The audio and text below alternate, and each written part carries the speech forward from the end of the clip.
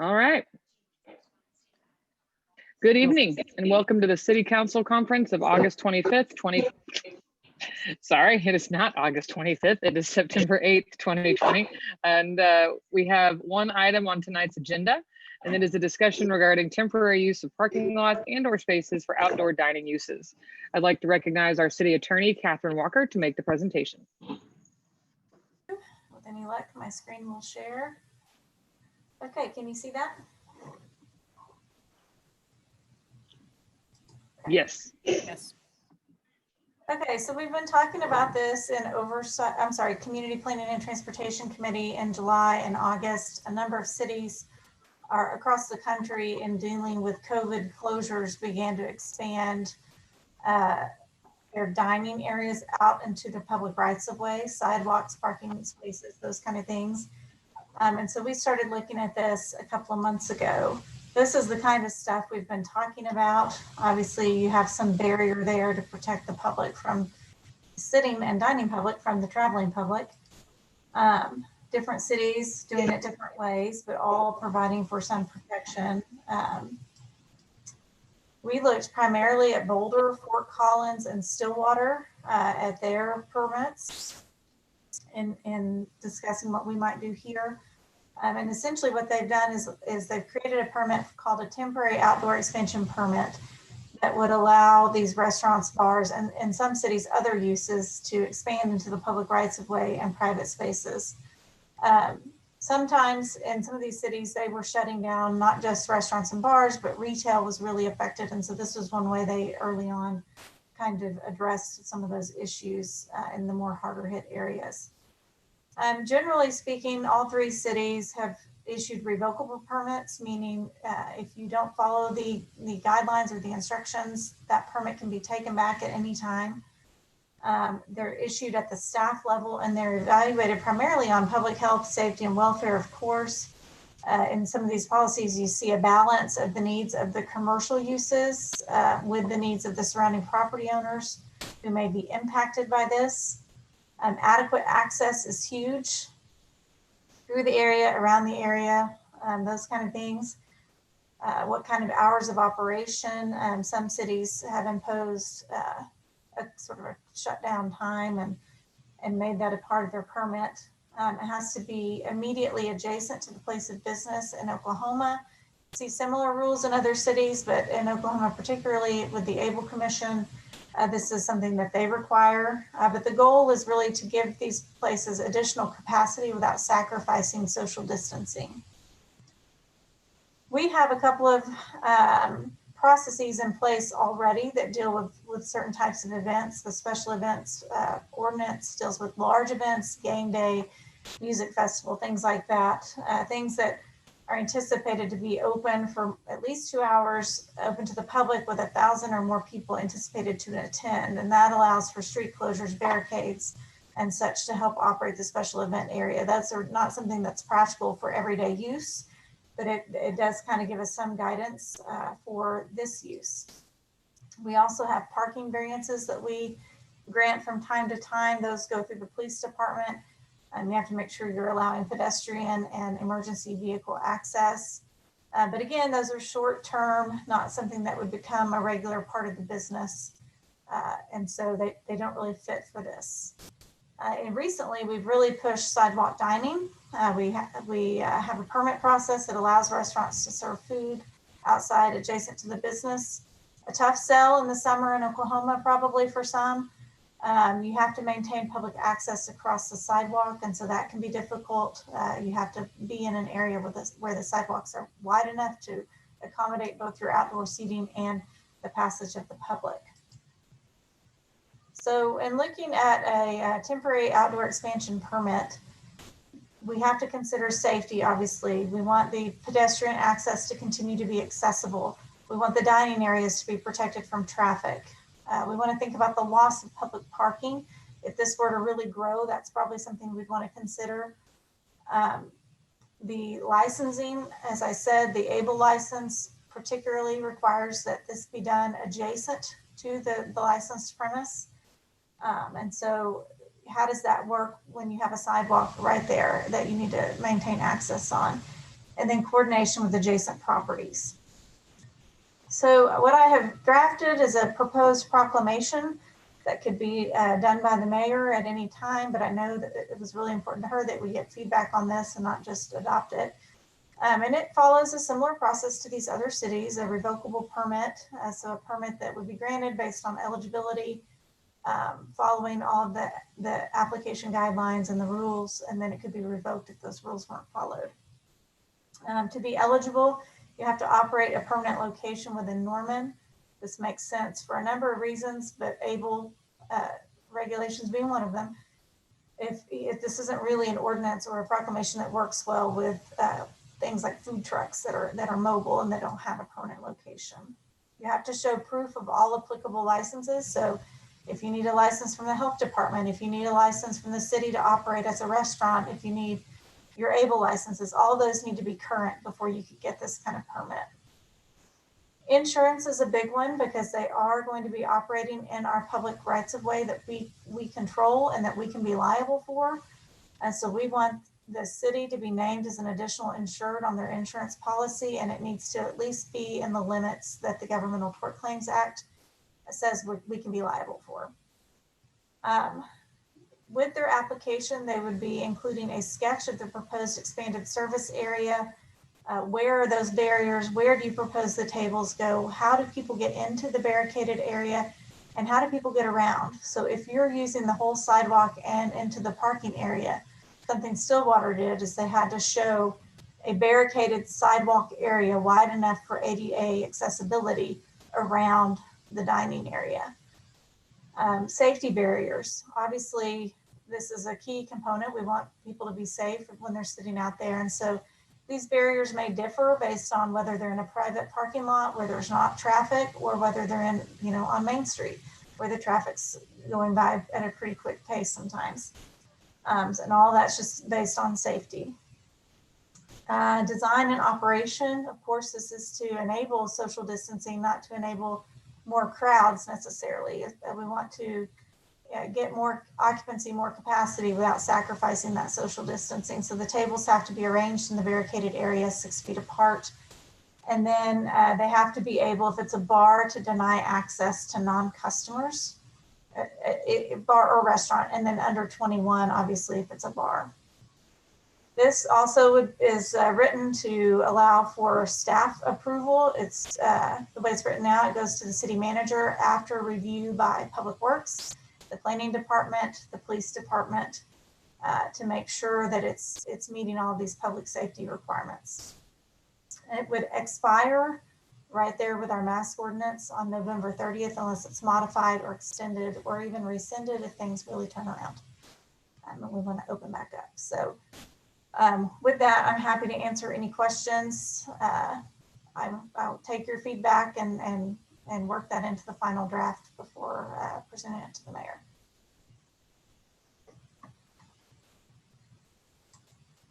Even Councilmember Holman has a question. Thank you, Ellen. Just a few comments and a couple questions maybe, but really again, the genesis of this being accelerated, I guess, by COVID-19. And I went on a road trip in July and I went through Boulder actually, and their downtown was full of these parklets. On every street I saw them actually in their downtown. And as I was driving around, I saw in other cities too that they were doing this.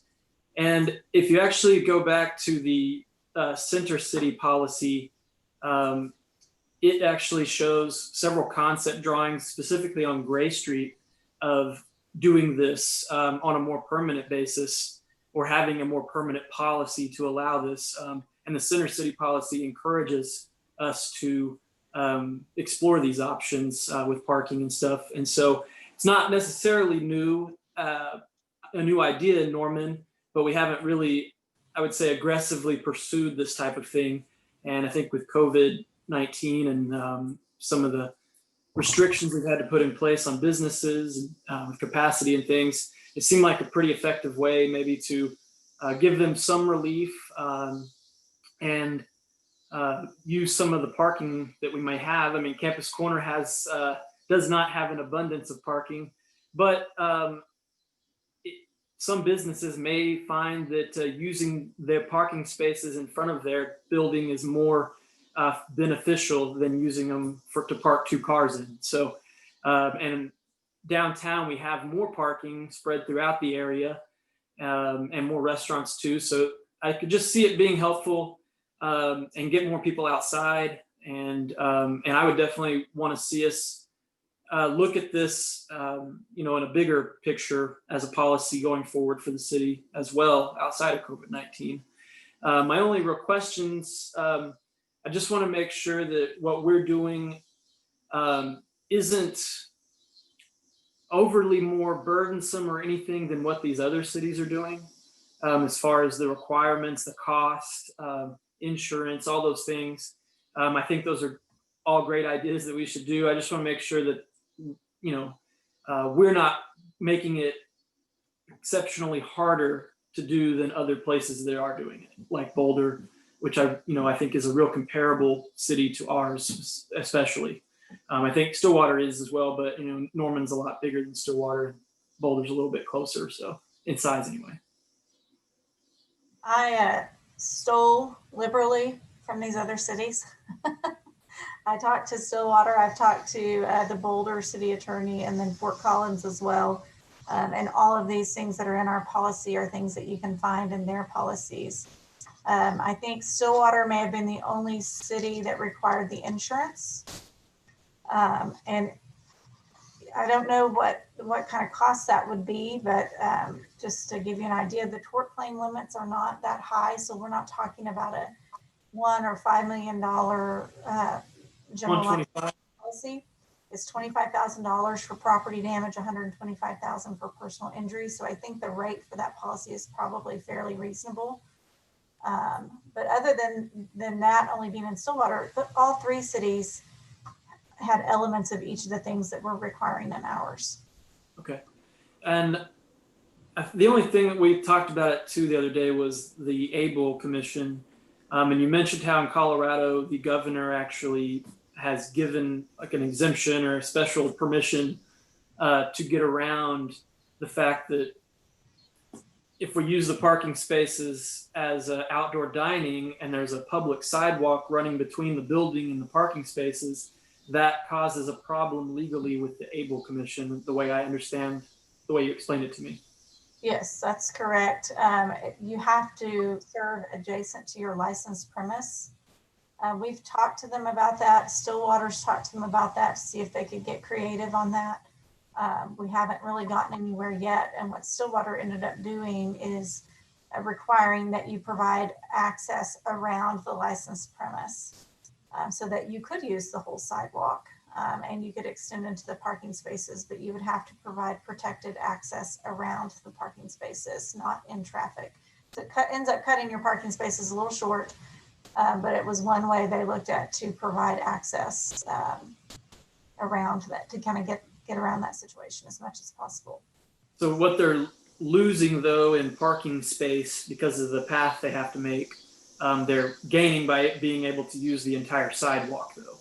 Right. And so like on Main Street downtown, they'd be getting a 10-foot wide sidewalk to use in addition to at least half the parking spot or whatever. So I think that was the main deals I had about that. Yeah, I'll let anybody else that's got something on. Thanks. Thank you, Catherine. You're welcome. Councilmember Hall. Well, I really like the direction that we're moving with this, and I think it's great that we can sort of practice with this and having it sunset November 30th. But I agree with Councilmember Holman. I think there are lots of good reasons to learn from how we do this and do the proclamation, and I'm hoping that we can see a more long-term possibility of having this be more permanent, but we'll have a period of time to evaluate how it's going and I think fine tune at the end of November. So I'm all in favor and moving forward. I was curious too about the clarification on the able piece of it, but it sounds like we've moved that forward as about as best that we can at this point. So hope we can, continue to clarify there. The other thing I was wondering is, I think you had mentioned that it would have to be it would have to go through some kind of approval process with the police department, planning, and public works. Would there be any reason for the fire department to be involved with capacity types of numbers for these spaces? We've asked them about capacity out in outdoor areas like this. And if there's a closed off patio that's part of a restaurant, they do provide a separate occupancy for that, but they don't typically, in looking at the street space, have an occupancy load that really matches with that, from what I understand. I do think the practical effect of requiring the tables to all be socially distanced is less of an occupancy than what they might otherwise cram in there. So I think that ends up addressing it, and it's just not with the fire department, but we could certainly add them to the review. Okay. If that's Well, gonna... I just wondered how that piece would fit in, because I feel like we're having a little bit of a struggle with our current bar and restaurant capacity issues, even though it is, I think, pretty clear in what we have already that they are supposed to be practicing social distancing. So if we can be as clear as possible about that there will be a capacity limit in these outdoor spaces. And I am also hoping that we can do something about insisting on seating and not standing room in these outdoor spaces as well, because we've already got challenges with that. So. Yeah. And that's really the benefit of a revocable permit here over some of the other issues we're having. If people are not following the rules, we will take the permit away. Okay. And then there was an interesting article in the Tulsa World about Tulsa also just taking this step, and that they went ahead and they have permitting fees for these temporary parklets, but they went ahead and waived those fees for the rest of the calendar year. So we might want to consider something like that as well. Yeah, and I should have noted this, I did not include a fee within this draft proclamation. Okay, so we're not even considering a fee at this point. Right.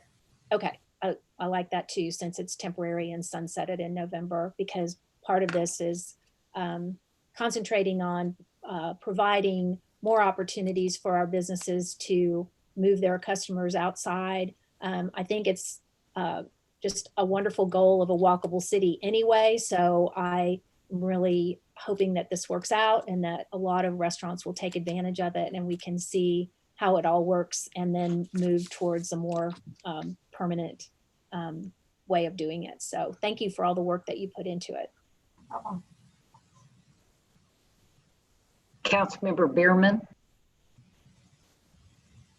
Well, you know me, I'm all about making Main Street as walkable as possible. You know, if I had my way, we'd be closing off the whole street from the railroad tracks to Porter. But I really love this idea. And frankly, I think this is the perfect time of year for it, because as Ms. Walker described earlier, July, sitting outside in Oklahoma, I don't care if it's shaded or not, I don't want to do it. So I think this is the perfect time of year to address this when people have more of an interest in sitting outside, although not for the next couple days. But I wanted to ask, are we going to be including the same ADA compliance requirements that it looks like Fort Collins and Stillwater included? I assumed that we were, but I just wanted to make absolutely sure. Yes, both for pedestrian access around or through, depending on how it's set up, the expanded dining area, and also access into the expanded dining area. Okay, great. And then my next question is for Mr. Pyle. I know that we have had a couple conversations previously about potentially using CARES Act funding to identify some vehicle dining barriers that we can use. And it seems like Ms. Walker pulled up some really beautiful examples So that, I know that we had already talked about possibly using some of the CARES Act funding to provide, I would assume it would be Public Works and or the police department with some of this control equipment. But I would love to see if it could be something other than just cinder blocks or just the big orange water-filled containers. I mean, if we need to get them orange and then, you know, have a fun community project to paint them in a certain way or with our city flag or something, I'd really love them to see them not just be the drab, gray concrete or bright orange barriers. Let's use this opportunity to do something fun and maybe show off our new city flag. Absolutely. And of course, orange would never be our first choice. But apparently those, the plastic K-rails do come in a variety of colors. And what we're looking at is the opportunity to provide that level of street protection without having to buy a bunch of extra equipment to move or set those particular barriers. So we're on the quest right now. And I know Miss Sarah Kaplan's been doing her research along those lines too. Something we can come up that's reusable for lots of different activities in the future and doesn't require too much manpower or any specialized equipment. And we're looking for a place where we can store them in the off season as well. So we're on that task as we speak.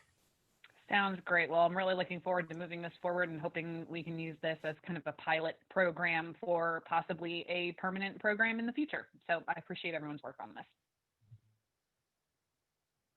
Councilmember Peacock. Thank you. Yeah. So I, just like everybody else, I fully support this in both the short term and the long term.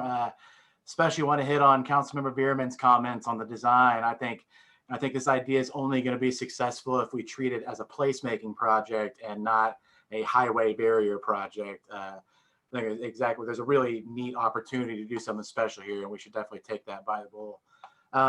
I also think it dovetails really nicely into the discussion we're having, later tonight on game day capacity. And so my question is there going to be any kind of expedited review process for game day applicants or any kind of special one of these permits for game days?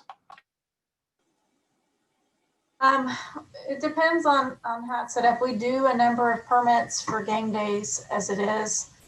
Downtown Norman's closing some streets this weekend, Campus Corner, of course, using other existing ordinances. This ordinance, if it was something that they wanted to do just for a game day, I wouldn't think that would take, any longer to review. Certainly, it does have to go through to a couple of different departments, but I don't think this is going to be something that's super time consuming.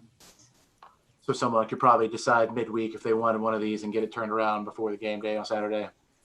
Yeah, potentially. Yeah, I would say 5 days would probably be ideal, but I don't think we're going to get a flood of these, at least initially. So I think that's something we can work with.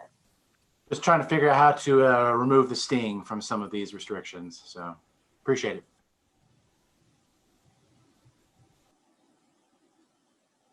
it. Councilmember Patron, you did have your hand up. Do you still want to talk? Yes. Thank you. Can you hear me okay? Okay. I'm really excited about this. It's been a fun project to watch come along during CPTC.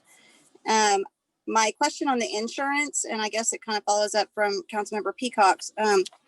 Do we require an insurance policy for game day outdoor dining or beer sales or what have you? I believe we require it with the special events ordinance, so the whole event provides the insurance. I was trying to think if there was another area similar to that, but I do think we require it under the special events ordinance. Certainly, I know with Music Festival, they have to provide insurance, I believe. Same with Campus Corner when they shut down for game day. Okay, but like, say the pizza place, they're on Lindsay, when they sell pizza by the slice out front, are they required to have an insurance policy? I don't think they're required to have a permit. For our sidewalk cafe permits, I don't think we're required an insurance policy. That was one we did just this summer. Sarah, I know she's on here. Do you recall if you did that in the sidewalk cafe permit? I don't believe so, but typically I think when you get a food permit, I'm assuming they already have their food permit. I think we have all that information anyways for that business. And so I think Okay. since it's adjacent to their business, it kind of covers that. Yeah, so that's the only detail that kind of concerns me. I agree with you that it probably would not be costly, but it could be time consuming, and it's probably going to be a minimum of 6 months or a year that they'd have to buy the policy for. So I was wondering if there was an avenue that we could maybe take to have a city policy that covers all of those types of special event, whatever, and that maybe they can just contribute, buy into that with part of their permit fee. We can look into that. We are self-insured as a general rule, except for our physical property, fixtures, personal property, things like that. We're not insured for things that happen in the rights of way. Typically, we would get sued over something like that, and it would potentially be put on the judgment tax rolls. Yeah. What we should do, Your Honor, is we'll contact some of our neighboring agencies that are participating, and there could very well be group coverage that are for dates specific. But yeah, we'll do a little homework and get some insight on the best way to provide coverage to protect the businesses as well as the city in this venture. That would be great. I was just trying to think, I guess, along the same lines as Councilmember Peacock, just to make it as least time consuming as business user friendly as possible to get this up and running. Because I wouldn't want to wait on underwriting or something and miss an entire, couple weeks of sales or something like that. But other than that, that was really the only thing that was new to me in this conversation. And so I'm really excited about it, and I'm grateful I know you all have been working like crazy hard to get this out as quickly as possible. And thanks for keeping us up to speed. Councilmember, It should just be an add-on to the policy they already have. We get that a lot when we have contracts for construction and such, where they're able to go to their insurance company and just get that policy pretty quickly. Yeah, if there's a rider or something they can get quickly, that'd be great. But if they start running into hiccups, it would be awesome if we had something that we could fall back on to help them out. Okay. Even if they contributed monetarily to the coverage. Anyway, that's all. Thanks. Councilmember Holman. Thank you. Just one clarification though. We had talked about public versus private parking. So the angled parking on Main Street and on Campus Corner is public, city owned, but not all parking that's in front of businesses is public or city owned. So there's parking lots, but there even are some businesses. I think there's a few on Porter. I'm not sure if the one Friendly Market is in or not. If we have parking that's angled or pull in that's off the street, and then the building next to us also has that. And I think theirs might be, they might own from the curb up to their building. I can't recall, but I just want to clarify this policy. It's about the public parking if private businesses want to use our parking for this purpose. Is there a different policy if they want to use their own? It would cover private parking lots as well. Okay. As it gets into the food service and drink service, that would be a license issue for the city. So this would allow an avenue to extend into a private parking lot as well. Okay, great. Thank you. Councilmember Beer. So I had one question, but I'll make a comment first to Councilmember Patron's point about the insurance. I cannot remember exactly when or why we needed to do this with one of our businesses, but we did. And it was really quick. You basically just fill out a form asking for an additional insured on your policy. And I think ours was free. So it didn't even cost us any money to do that. But from what I understand, it can cost, $25 or $50 to add an additional insured. And you can leave that additional insured on for as long as you need. So let's say a business wants to do this fairly regularly, they can add the city for this temporary permit. And then if we end up making it permanent next year, they could just leave the city as an additional insured for that particular area. And then when they get their full permit, if we still require that, they can add it as well. So it's not super costly. It shouldn't really be time consuming other than, you know, however slow your particular business insurance provider is in handling that kind of request, but it should be pretty fast. Oh crap, now I just forgot my question. Oh man. Darn, I do not remember what it was at all. So sorry. But at least I got that comment out there. So 1 of 2 ain't bad.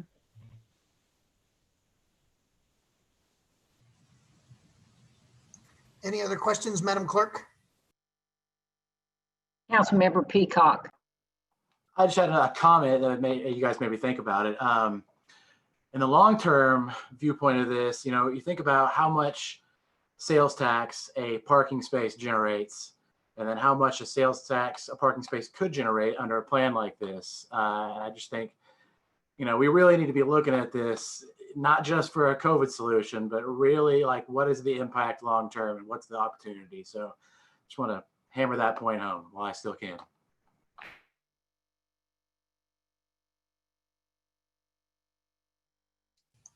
Ditto.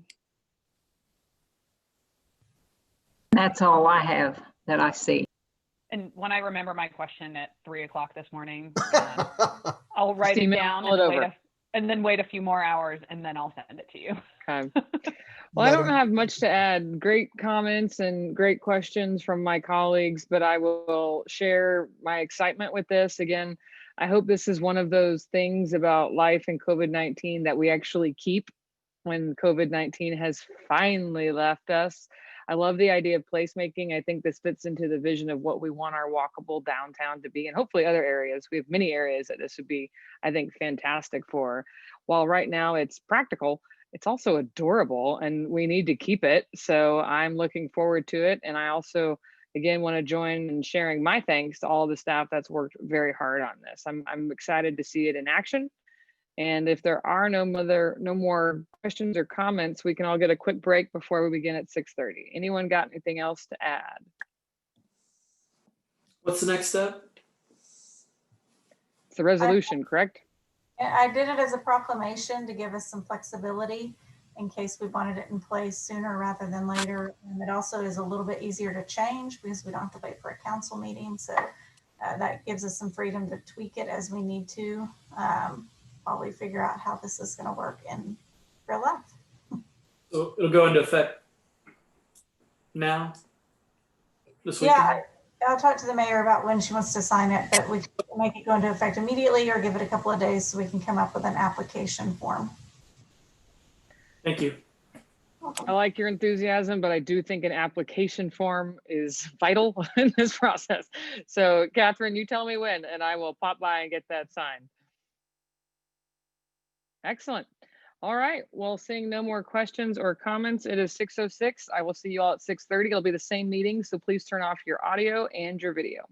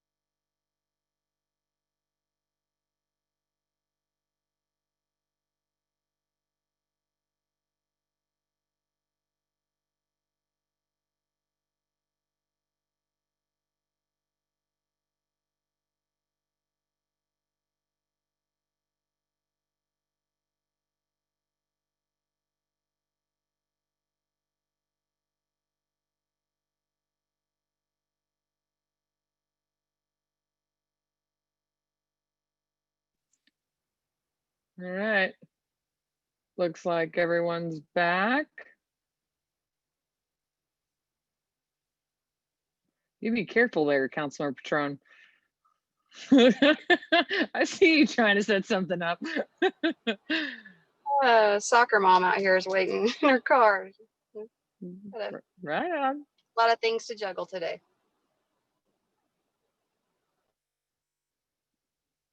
Okay.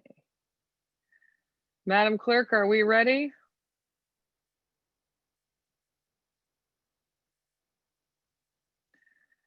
All right. Good evening and welcome to the City Council, Norman Utilities Authority, Norman Municipal Authority, and Norman Tax Increment Finance Authority meeting of September 8th, 2020. Madam Clerk, will you please call the roll? Councilmember Bierman, Here. Councilmember Patron, Here. Councilmember Hall, Here. Councilmember Foreman, Here. Councilmember Holman, Here. Councilmember Peacock, Here. Mayor Clark. Here. Please join me in the Pledge of Allegiance.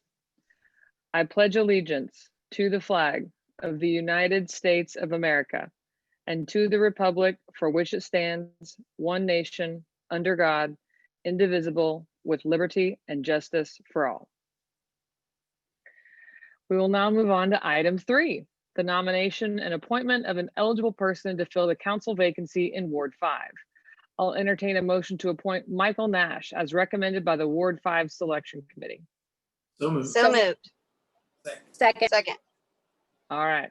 The motion on the floor is to appoint Michael Nash as recommended by the Ward 5 Selection Committee. Madam Clerk, will you please call the roll? Councilmember Bierman, Aye. Councilmember Patron, Aye. Councilmember Hall, Aye. Councilmember Foreman, Aye. Councilmember Holman, Yes. Councilmember Peacock, Yes. Mayor Clark. Yes. That was unanimous. I would now like to call Judge Drew Nichols to recognize to administer the oath of office to Councilmember-elect Nash. Very good. Good evening, everybody. All right, Mr. Nash, if you will repeat after me. I, Michael Nash,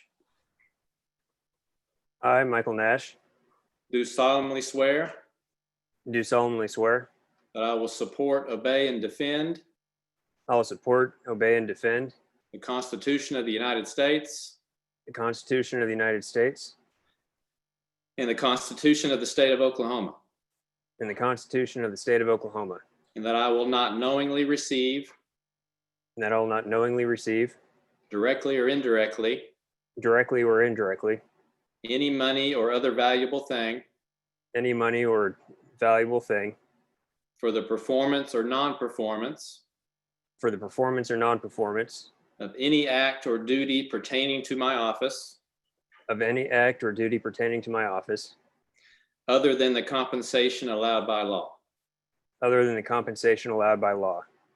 I further swear I further swear that I will faithfully discharge my duties I will faithfully discharge my duties as council member to the best of my ability. as council member to the best of my ability. All right, Michael Nash, Ward 5, I declare you duly sworn and seated to the office of council member for the city of Norman. Welcome to the Congratulations. team, Councilmember Nash.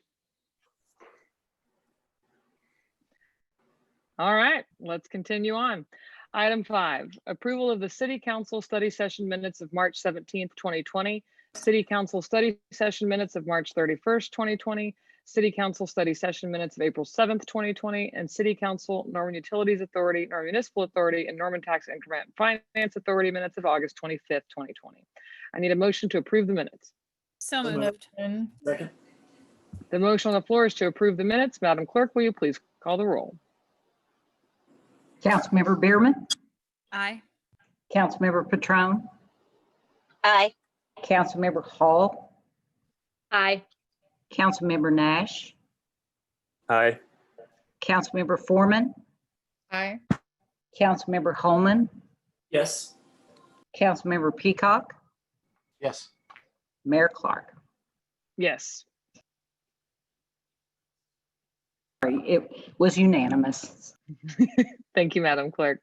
Item 6, Proclamation 2021-1, proclaiming September 15th through October 15th, 2020 as Hispanic Heritage Month.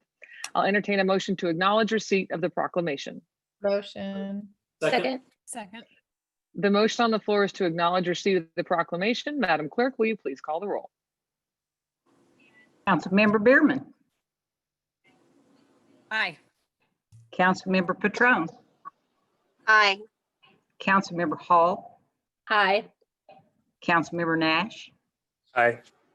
Councilmember Foreman, Aye. Councilmember Holman, Yes. Councilmember Peacock, Yes. Mayor Clark. Yes. The proclamation was approved unanimously. Thank you, Madam Clerk.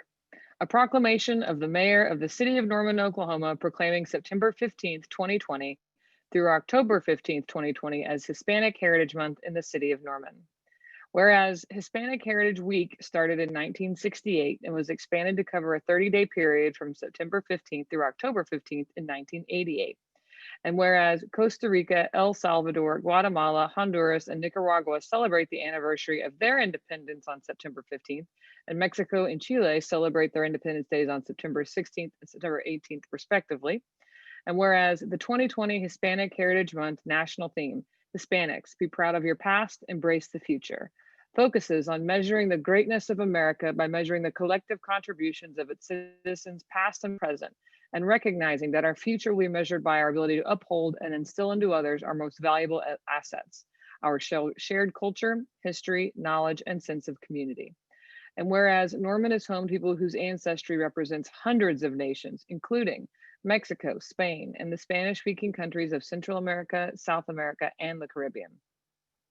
And whereas Hispanic Heritage Month is an opportunity to celebrate the array of distinct and vibrant cultures that throughout the history of Norman, the state of Oklahoma, and our country have contributed to our prosperity and culture while energizing our diversity.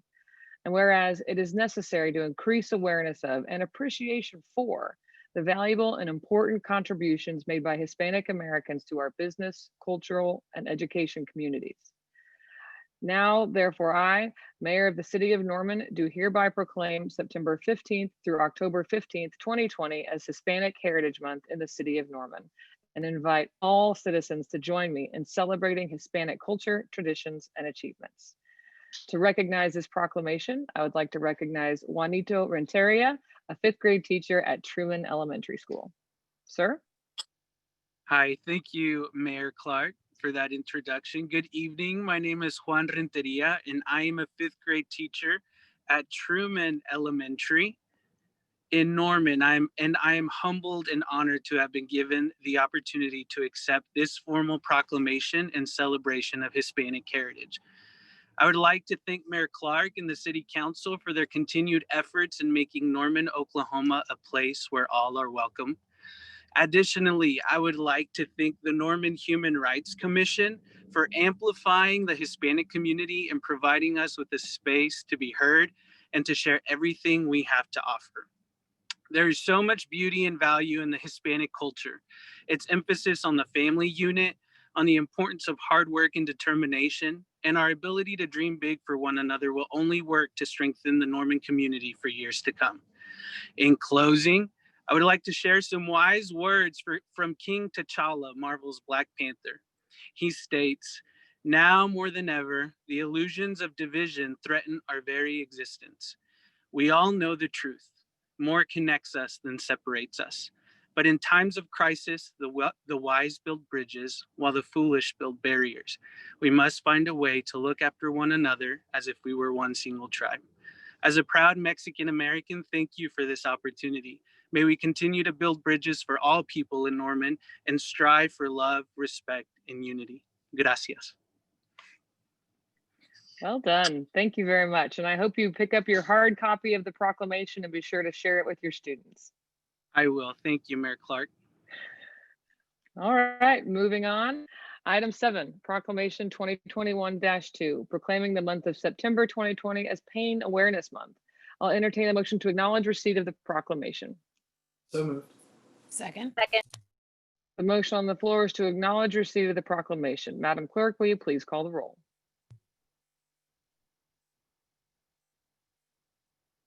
Oh, sorry, didn't have my mic on. Councilmember Bierman, Aye. Councilmember Patron, Aye. Councilmember Hall, Aye. Councilmember Nash, Aye. Councilmember Foreman, Aye. Councilmember Holman, Yes. Councilmember Peacock, Yes. Mayor Clark. Yes. The proclamation is approved unanimously. Thank you, Madam Clerk. A proclamation of the mayor of the city of Norman, Oklahoma, proclaiming the month of September 2020 as Pain Awareness Month in the city of Norman. Whereas chronic pain is a public health crisis affecting 50 million Americans, and whereas 19.6 million individuals live with high impact pain or pain that significantly interferes with work and social and self-care activities. And whereas pain is the #1 reason Americans seek out medical care and is the leading cause of long-term disability. And whereas chronic pain costs the nation an estimated $635 billion annually in medical expenses, lost wages, and lost productivity. And whereas increased awareness about the effects of chronic pain result in better outcomes, increased access to effective pain care, and empowerment and validation for those living with pain. And whereas a wide variety of Norman allied health specialists work with patients in pain, including radiology, physical therapy, chiropractic care, acupuncture, and psychological therapy. And whereas Norman is home to expert pain management physicians and advanced practice provider who diagnose and treat chronic and acute pain. Whereas the U.S. Pain Foundation's mission is to empower, educate, connect, and advocate for individuals living with chronic illness that causes pain, as well as their caregivers and clinicians. And now, therefore, I, Mayor of the City of Norman, Oklahoma, do hereby proclaim the month of September 2020 as Pain Awareness Month in the City of Norman. On our call tonight, I would like to recognize Penny Pace-Mix, representing the U.S. Pain Foundation.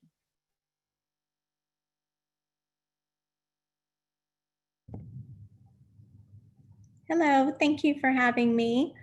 I have personally lived with chronic pain, illness, and fatigue for over 15 years. I want to definitely say thank you again publicly to the City Council and to you, Mayor Clark, for doing everything you can to protect the disabled and immunocompromised during the pandemic.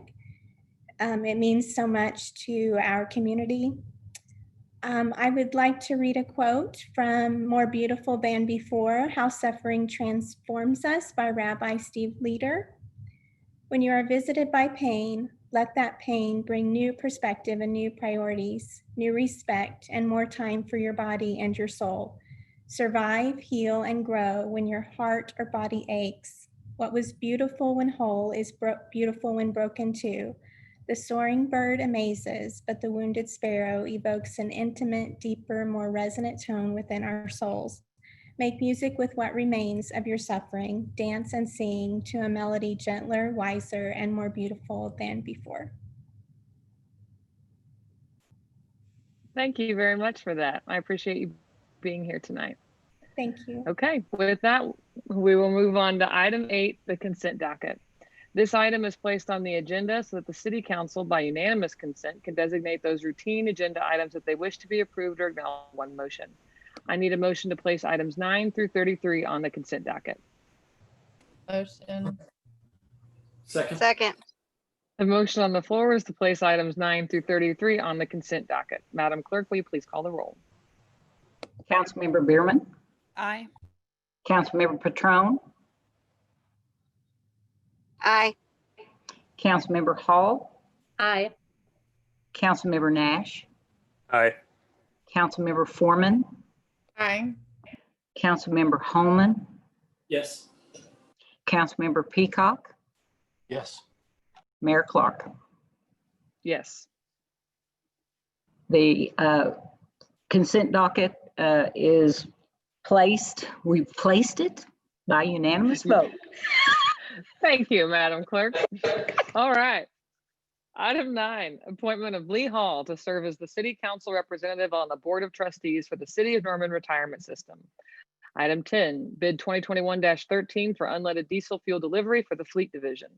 Item 11, bid 2021-18, contract 2021-11 with Hammer Construction in the amount of $822,226.40.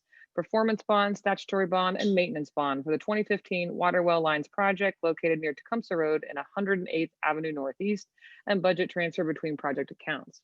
Item 12, authorization for the chairman of the Norman Utilities Authority to execute Addendum B to consent order number 13-077 from the Oklahoma Department of Environmental Quality for the Norman Water Reclamation Facility number S20616, permit number OK00299190. Item 13, authorization for the purchase of one boat and trailer from One Boat in the amount of $71,181.50 to be used for water rescue incidents for the fire department. Item 14, consent to encroach 2021-2 for Lot 8, Block 3, Brookhaven Addition, Section 17, 1832 Cedar Hill Road. Item 15, consent to encroach 2021-3 for Lot 7, Block 8, Brookhaven, number 31 Addition, 816 Cedarbrook Drive. Item 16, consent to encroach for Lot 20, Block 5, Hallbrook 6 Addition, 1959 Burning Tree. Item 17, special claim 2021-2 submitted by Nikki McDowell in the total amount of $3,266.02 for expenses she incurred when her vehicle was struck by a police department vehicle at Robinson Street and Peters Avenue. Item 18, acceptance of an emergency solutions grant in the amount of $147,692 from the Oklahoma Department of Commerce to be used to operate a warming shelter for the homeless during the winter months. Approval of contract 2021-42 and adoption of resolution 2021-40 appropriating funds. Item 19, acceptance of a grant in the amount of $95,083 from the Oklahoma Highway Safety Office to be used by the police department to conduct high visibility enforcement, saturation patrols, information and education campaigns directed toward traffic safety, and participation in OHSO mobilizations. Approval of contract 2021-49 and budget appropriation from the Special Grants Fund balance. Item 20, expenditure number 4 under contract 1314-102 with Smith Roberts Land Services Incorporated in the amount not to exceed $20,180 to provide right-of-way acquisition services under an on-call contract for 36th Avenue Northwest Bond Project Phase 2. Item 21, amendment number 4 to contract 1516-110 with ADG PC, increasing the contract amount by $157,180 for a revised contract amount of $3,709,588.14, adding construction phase services for the North Base Complex Project Phase 1 to the scope of services receiving project management services. Item 22, amendment number 5 to contract 1617-114 with PDG LLC doing business as Planning Design Group, increasing the contract amount by $49,500 for a revised amount of $1,747,150 to provide professional architectural design services for the city park maintenance and transit fire maintenance facilities to be located at the North Base Complex and budget transfer between Project 1. Item 23, contract 2021-43 with Metropolitan Fair Housing Council Incorporated in the amount of $25,000 as agreed upon under the 46th Year Community Development Block Grant CDBG program and the FYE 2021 Home Investment Partnership Program. Item 24, contract 2021-44 with the Norman Affordable Housing Corporation in the amount of $100,000 for acquisition of property to be utilized as affordable housing. Item 25, contract 2021-48 with Musco Lighting in the amount of $153,432, performance, statutory, and maintenance bonds for the Norman Forward Andrews Park Skate Park Lighting Project. Item 26, resolution 2021-37, authorizing the city manager or his designee to submit, execute, and file an application with the United States Department of Transportation to aid in the financing of planning, capital, and/or assistance projects pursuant to 49 U.S.C. Section 5307 and Section 5339, and authorizing the city manager or his designee to set forth and execute policies in connection with the program of projects, budgets, and procurement needs. Item 27, resolution 2021-42, prohibiting the distribution or sale for public consumption of intoxicating or alcoholic beverages at any public park or recreational facility in the city of Norman, excluding the Firehouse Art Station, the Historical Museum, the Sooner Theater, Westwood Park, the Santa Fe Depot, Legacy Park, Reeves Park, Andrews Park, and Lions Park. Item 28, Resolution 2021-44, Programming Federal Surface Transportation Block Grant Program Urbanized Area, STBG-UZA funds for enhancements to the city's public transit vehicle fleet. Item 29, Resolution 2021-45, Programming Federal Service Transportation Program Urbanized Area Safety, STP-UZA safety funds for the installation of pavement markings at various locations along the federal functionally classified transportation system in Norman. Item 30, Resolution 2021-46, Programming Federal Service Transportation Block Grant Program Urbanized Area, STBG-UZA funds for roadway improvements along Jenkins Avenue from Imhoff Road to Lindsay Street. Item 31, Resolution 2021-47, Programming Federal Surface Transportation Program Urbanized Area, STP-UZA funds for roadway improvements along James Garner Avenue between Acre Street and Duffy Street in Norman.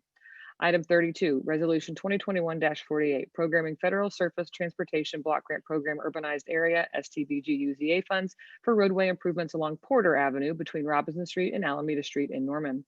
Item 33, Resolution 2021-49, Programming Federal Surface Transportation Program Urbanized Area, STP-UZA funds for the construction of a multimodal path along the west side of Flood Avenue between Robinson Street and Tecumseh Road, and then along the south side of Tecumseh Road between Flood Avenue and 24th Avenue Northwest. I need a motion to approve or reject the consent docket. Motion to approve. Second. Are there any comments from council regarding any item on the consent docket?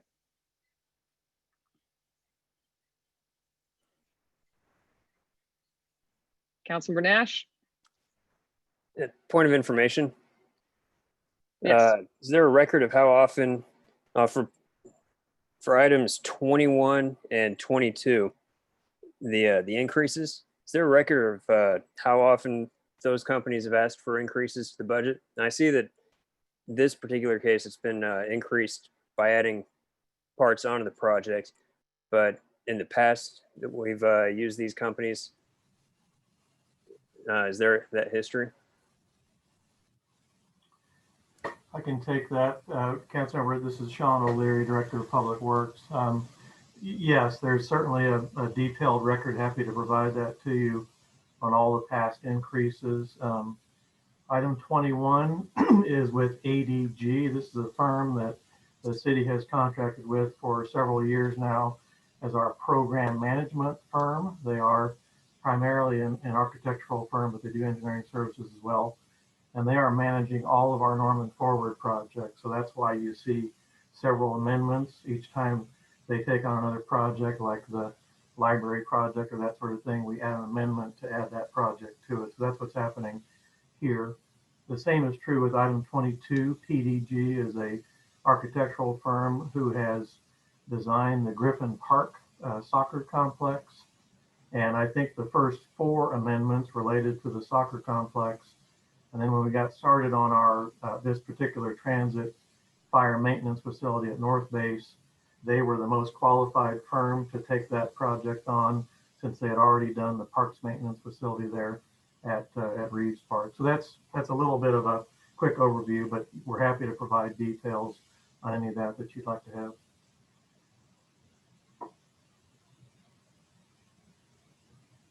Any follow up on that, Councilmember Nash? No. Is it possible to get that history emailed, or is that something I need to pick up in person? I'll be happy to email it to you tomorrow. You bet. Thank you. Thank you. Councilmember Patron, did I see your hands go up? Yes. Thank you. 2 questions on 2 different, or 2 questions, 2 different amendment or items here. On item number 27, the no alcohol except for certain parks. Why are certain parks exempted? It's important for the public to understand why certain ones would be allowed to have alcohol sales while others are not. Events is my understanding. I see Mr. Foster is on the line if he's got anything else to add, or City Manager Pyle. We know that Lions Park has Summer Breeze. Andrews Park has Jazz in June. Reeves Park has the Medieval Fair. So That was my understanding. Correct me if I'm wrong, sir. No, that's correct. And it's all of these locations often will host under normal circumstances, not during COVID, obviously, but will often host events that would benefit by having the sale of alcoholic beverages in the parks. Okay, if there was to be if a member of the public wanted to have an event at a park not listed, for instance, maybe Ruby Grant, they wanted to do some sort of event out there, are they able to approach the city and get an exemption as well? Not to sell alcoholic beverages, no. They would have to, those would be prohibited under this resolution, unless we would exempt, further an additional list of park properties. But the example of Ruby Grant would not be permitted yet.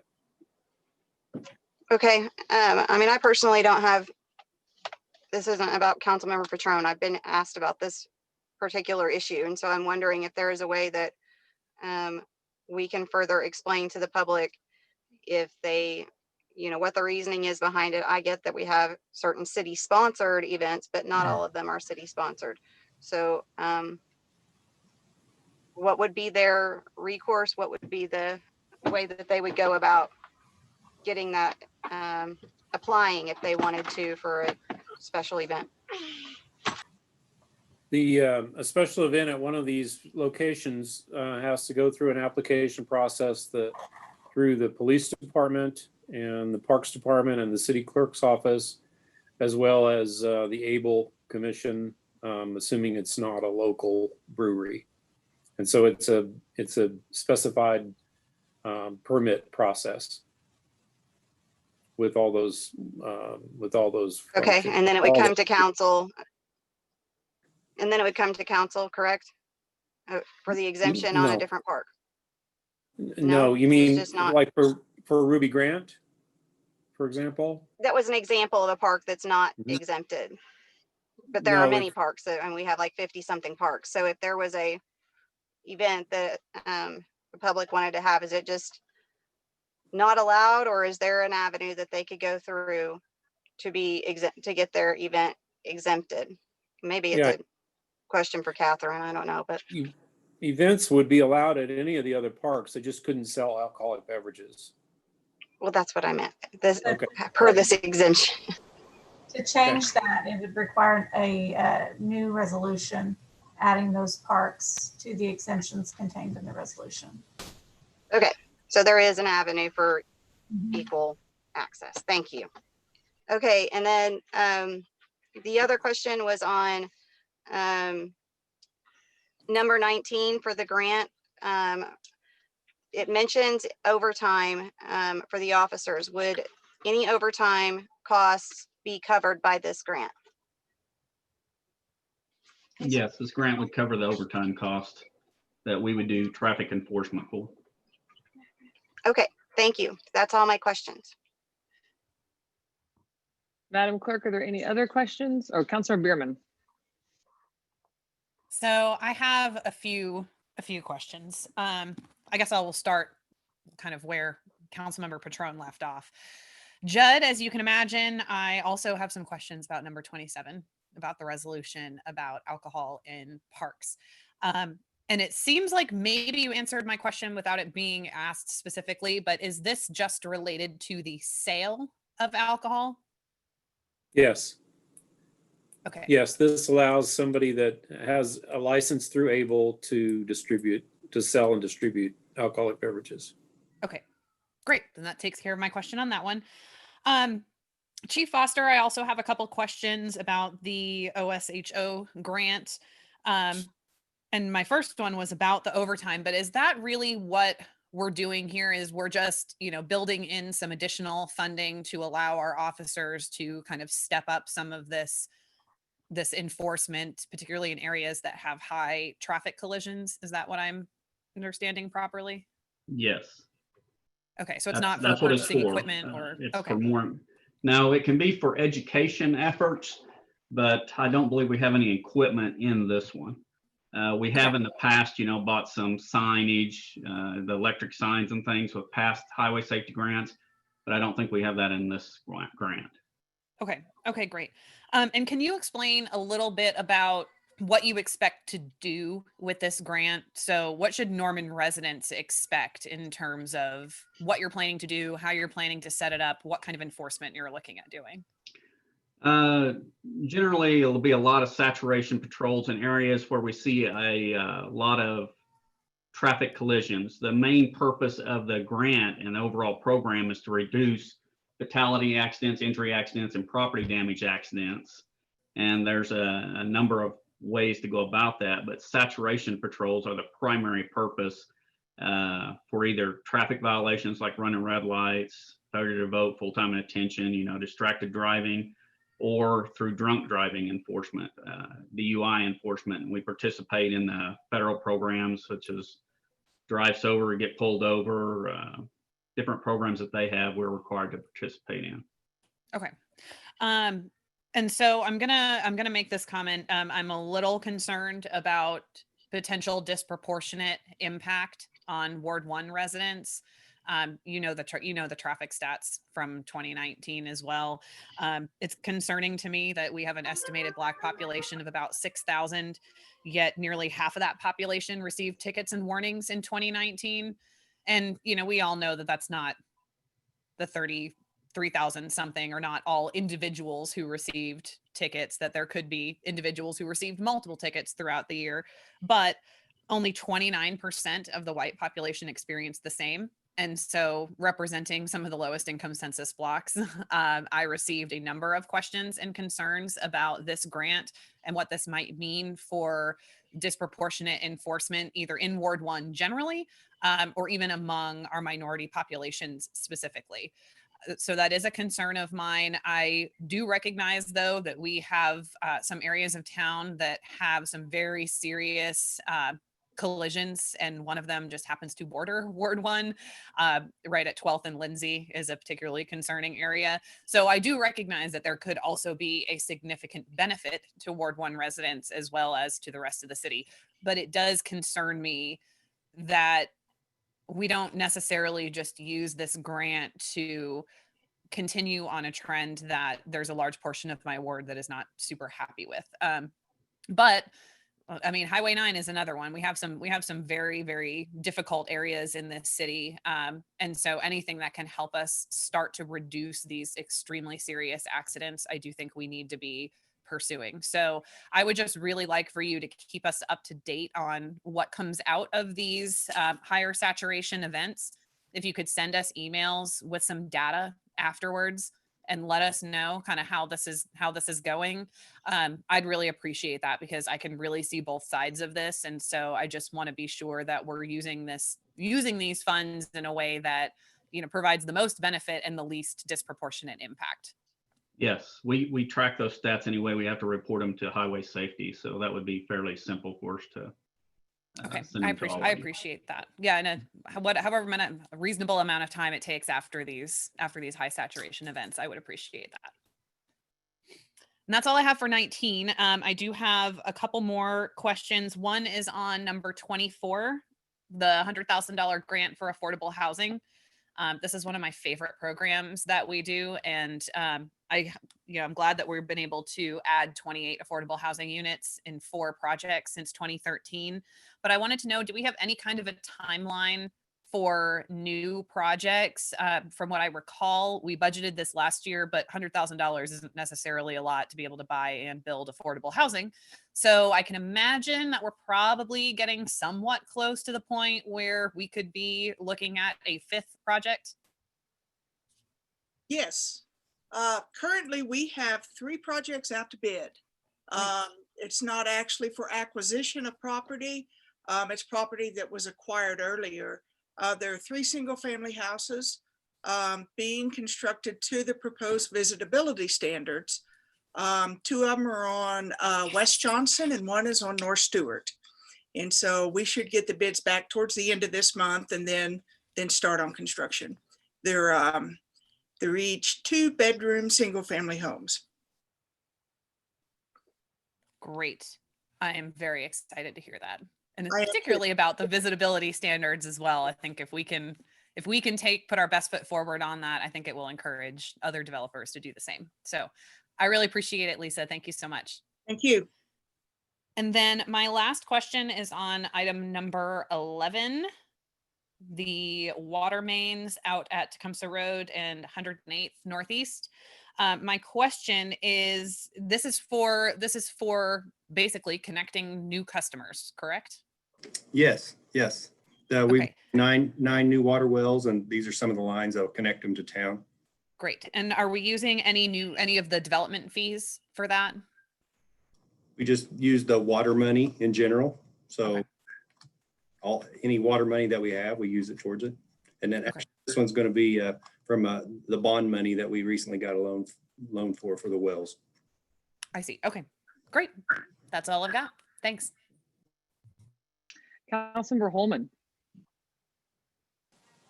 Okay, thank you. Couple follow-ups. On 19, I think Councilmember Bierman asked the questions I really had. I had received some of the same ones, just clarifications about what exactly this was for, specifically about traffic enforcement, and more specifically about collision prevention of accidents. But I feel like in my time on council that we have accepted this grant before. Is this a regular grant? Is it every year? And Yes. Okay, that's what I was thinking. And so I'm imagining we do have quite a bit of data on how we've been able to improve certain areas through this already, and what we can maybe expect going forward. Yes. Yeah, we track that through that data-driven approaches to crime and traffic safety. We track a lot of those numbers and see if we're having an impact or not, or if we need to change the practices that we use to enforce those. But our whole program is geared toward reducing accidents. Okay, I appreciate that. And I would just note, growing up around 12th and Lindsay, I mean, 12th and Lindsay has always been, as long in my entire lifetime, as far as I can remember, it's always been a pretty dangerous intersection. 12th and Alameda happens to be another one, I'm pretty sure. And so I'm definitely excited to see some of the data that comes out of that, specifically how we might be improving these intersections safety-wise for people. And then I had a follow-up on, thank you, Chief, I appreciate the information there. And then 18, the funds to operate a warming shelter, I think that's great. Since we don't have a specific location identified, or do we have one that we're kind of narrowing down on for the use of these funds? Your Honor, we're working with a couple of folks in the real estate market searching out, and of course this one's all about location with adequate square footage to provide separation from some of our male visitors and our female visitors, and also a little extra spacing in the COVID environment. So this will definitely be a new experience for us, but we want to make sure we find enough real estate to keep people comfortably separated in that warming shelter. So we'll respond back to council as soon as we've got a willing property owner in that request to seek out the opportunity for either a short-term rental agreement or some other relationship to access the property. We have a really good idea about what we're looking for. We just haven't found it yet in the right spot.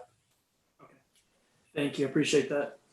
And then item number 27, just to follow up on the alcoholic beverages in parks. Mainly the one that comes to my mind right now is Reeves Park, because of the adult softball activities that go on there. So I don't know if they actually sell it, but we've always permitted, I say always, but for a very long time, we've permitted the use or the consumption of alcohol by the participants of the adult softball leagues at Reeves Park. And we are planning to move the adult softball leagues at some point to a different location. And I don't know if we needed to, and if we were at a point yet with that location that we needed to include this.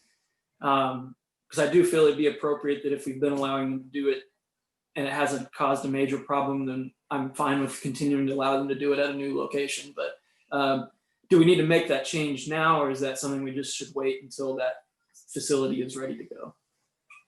I would recommend that we wait until we know for sure where it would be, or when it would be, I should say.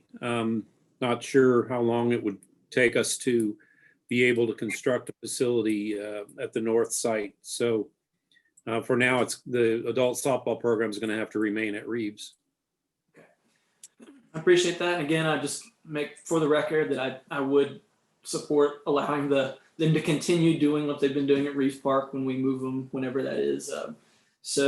And then item number 30, the federal transportation grants for improvements to Jenkins from Imhoff to Lindsay. Just wondering what how that is in regard to our road bond project that we'll be doing there. Yeah, thank you, Councilor. Excuse me. So this item, and there's 6 items, I think it's 28 to 33. These are all programming resolutions. And this comes out of our recent meeting with council, I think 3 weeks ago, when we talked about reshuffling the deck on our applications for federal transportation grant funding. And this programming resolution is sort of step 1 in that process.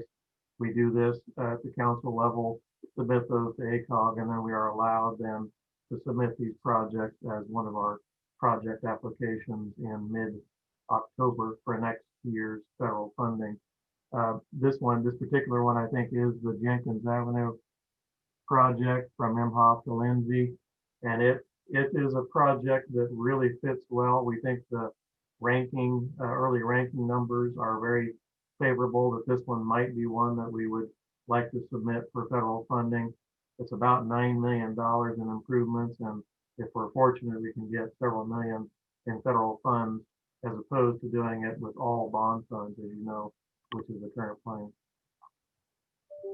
And you mentioned that, I think in that meeting, you mentioned that going with this option on this project wasn't necessarily going to delay it from our current timeline that we had. Exactly right. We certainly hope not. That's certainly a key element. If it were to delay any of these projects significantly, I think we would not want to submit them.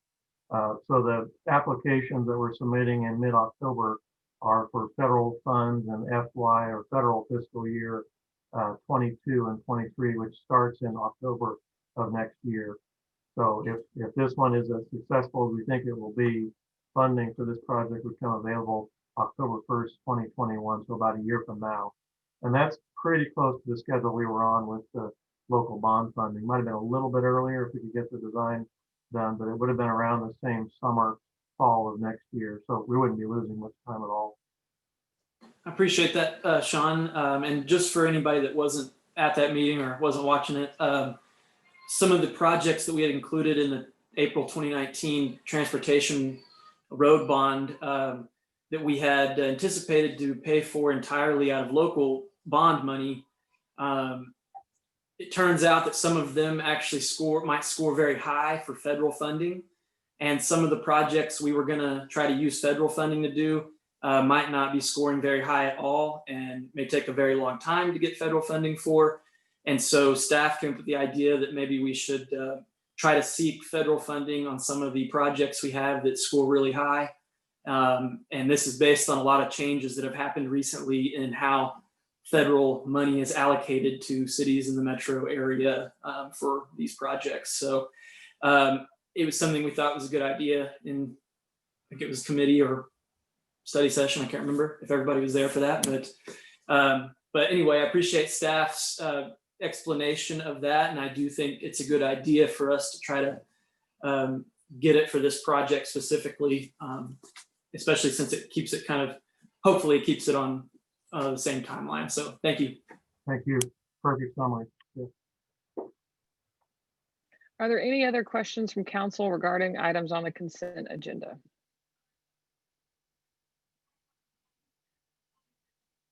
Okay, I have one, and it's for Mr. Foster. It's an easy one though. Back on campus today, and one of my students asked me, when's the skate park opening? It's like, you know what? We're actually voting on an item of that, which is item 25. Do you guys have an ETA of when that will be open for public consumption? Because the questions are coming in, it's looking great, and people are excited about it. It is. I don't have a real good date for you right now, but we think it's about 2 months away, maybe less than that. They're moving along pretty well at a really good pace, and it is looking great. I'm hoping that 2 months ought to do it. Awesome. Okay, well, something to look forward to, everyone. All right. With no further questions on the consent item, the motion on the floor is to approve the consent docket. Madam Clerk, will you please call the roll? Councilmember Bierman, Aye. Councilmember Patron, Aye. Councilmember Hall,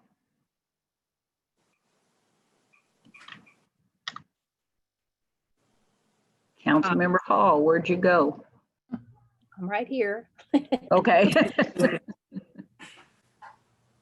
Councilmember Nash, Aye. Councilmember Foreman, Aye. Councilmember Holman, Yes. Councilmember Peacock, Yes. Mayor Clark.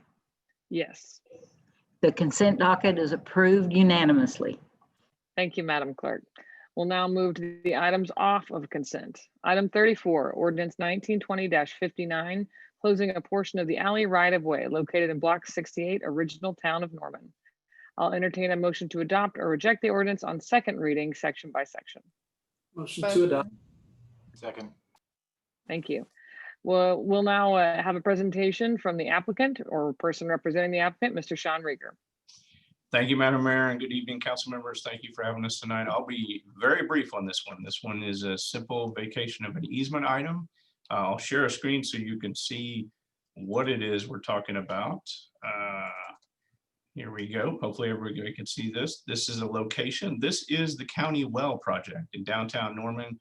A former site of food and shelter, if you recall, used to be in this location.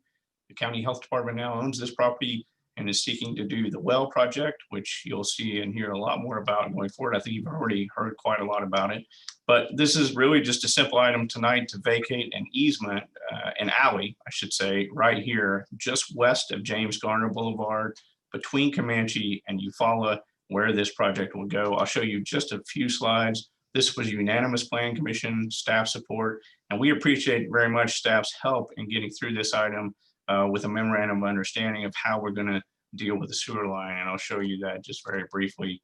That's the location again, James Garner, just a simple alley vacation of alleyway right there. The only issue on this has been is that there is a city sewer line running down the middle of it.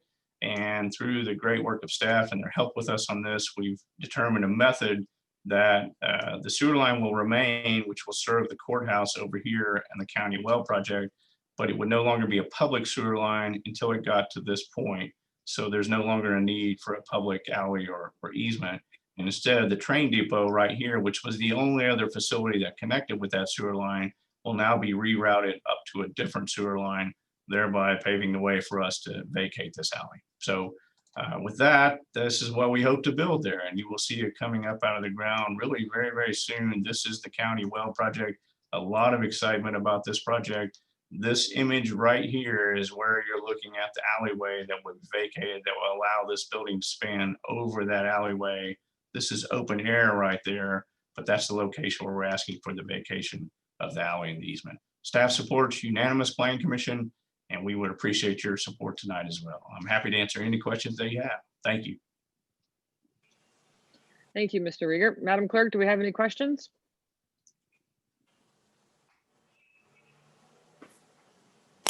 Councilmember Hall.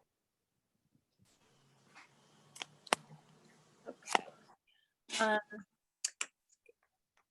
Are we still on I've lost the screen where you have the. Yeah, do you want me to put that up, council member? Yeah, if you don't mind. Sure. And which slide would you want to look The at? final slide where, okay, in the one where you were pointing out the final one with the graphic of what it's going to look like. Yeah, there you go. Yeah. So I was wondering about this, so I'm glad you have that slide up there. So you said that the open air area is where the alley would have been? Correct, where the alley exists right now, basically, yes. Yeah. Okay, so do you have any concept of what that'll look on the other side? Because the rest of the alley will remain an alley, correct? That's correct, Councilman. I don't have a visual from the other side, but I would anticipate it would be similar on both sides, but I don't have that for you. Well, I was just curious about how that was all the kind of the transition of the closed alley and the new structure, and then the existing alley, how that was all going to be handled. John, can you go back to an aerial perhaps of that alleyway and do we recognize how the alley terminates at the backside of the well property? Is it a bollard kind of a scenario just to prevent traffic from driving through that open area? Yeah, we certainly will have protections there. And Jason Cotton of ADG is on the call with us tonight if you want more detail about that. I didn't show a detail of the actual plan. Actually, you might recall last week in a memorandum of understanding, there was a site plan shown, and forgive me for not putting it on the slide tonight, but I would refer you back to that if you want more information as to what that would look like. That's in the memorandum of understanding of the last council meeting.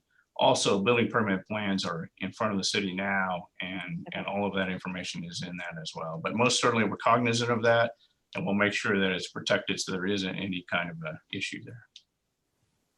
Your Honor, we can share that with you in the morning, not a problem. Okay, I was just curious about people in the neighborhood that may be accustomed to using that alley and using it late at night. It was just like, whoa, how's that going to work at the other end? So thank you. You're welcome. And I would just also add to that, as with any vacation of alley or easement, there's similar to zonings in that we notify everybody within 350 feet. I don't know of any protest or call or anything that we received on this side.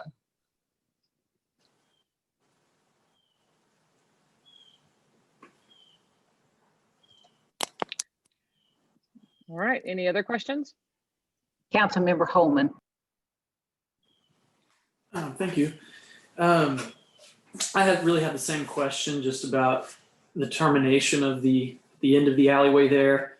And I think there's just one business that faces Comanche but backs up to the alleyway there. So I wanted to just make sure they still had the access to the alleyway that they needed.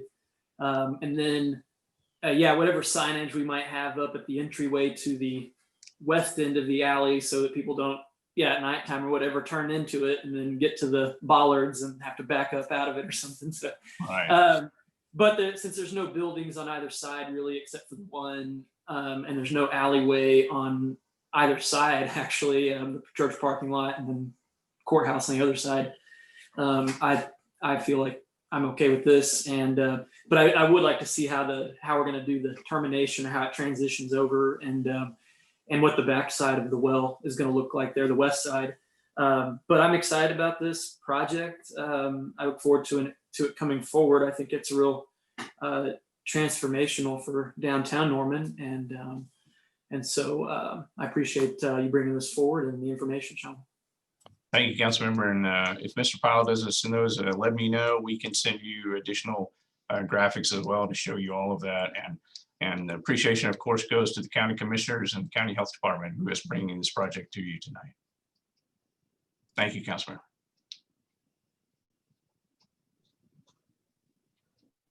Do we have any other questions from council? Councilmember Bierman. Hey, Sean, I just have a quick question for you. I know you said that the sewer lines for the depot are going to have to be moved, rerouted, relocated.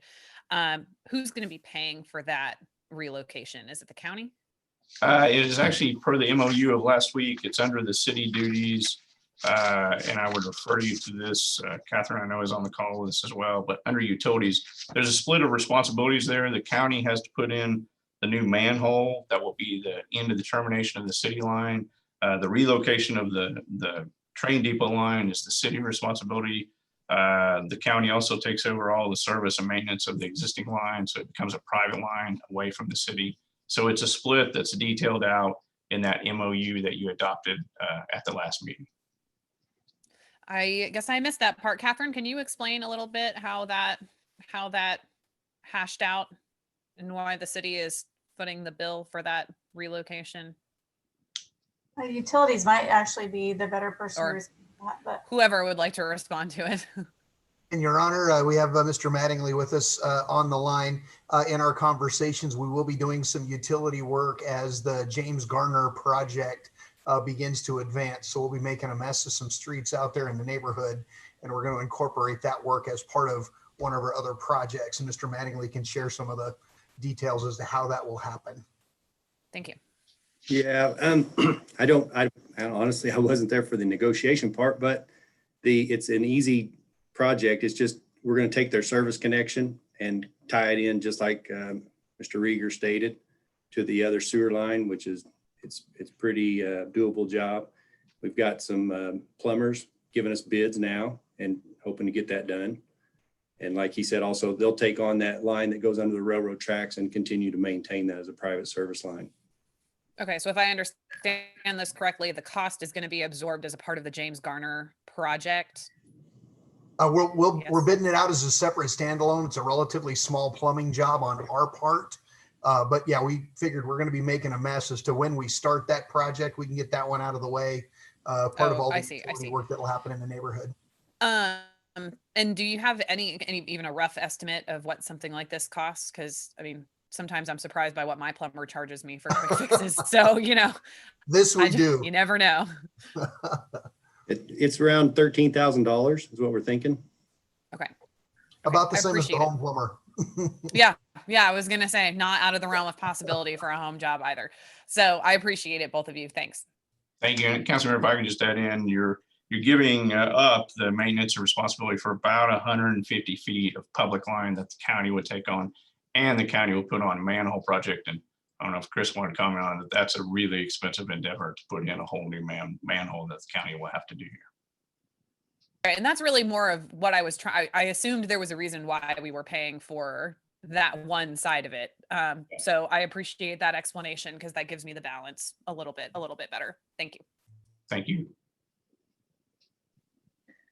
Any other questions from council regarding this item? Councilmember Hall.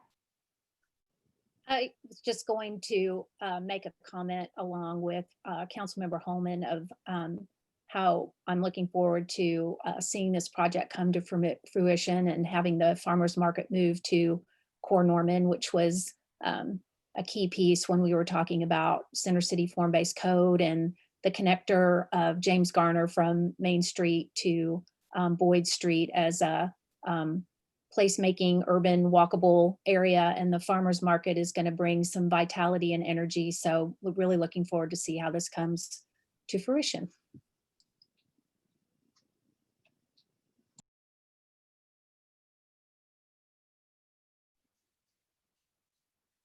Anyone else? All right. This is an opportunity for members of the public to make comments regarding this item. Are there any public comments? Looks like it. Mayor, we have none on the live stream right now. Thank you. None on email. Anyone in person? No. Thank you. Are there any final comments from council regarding this item?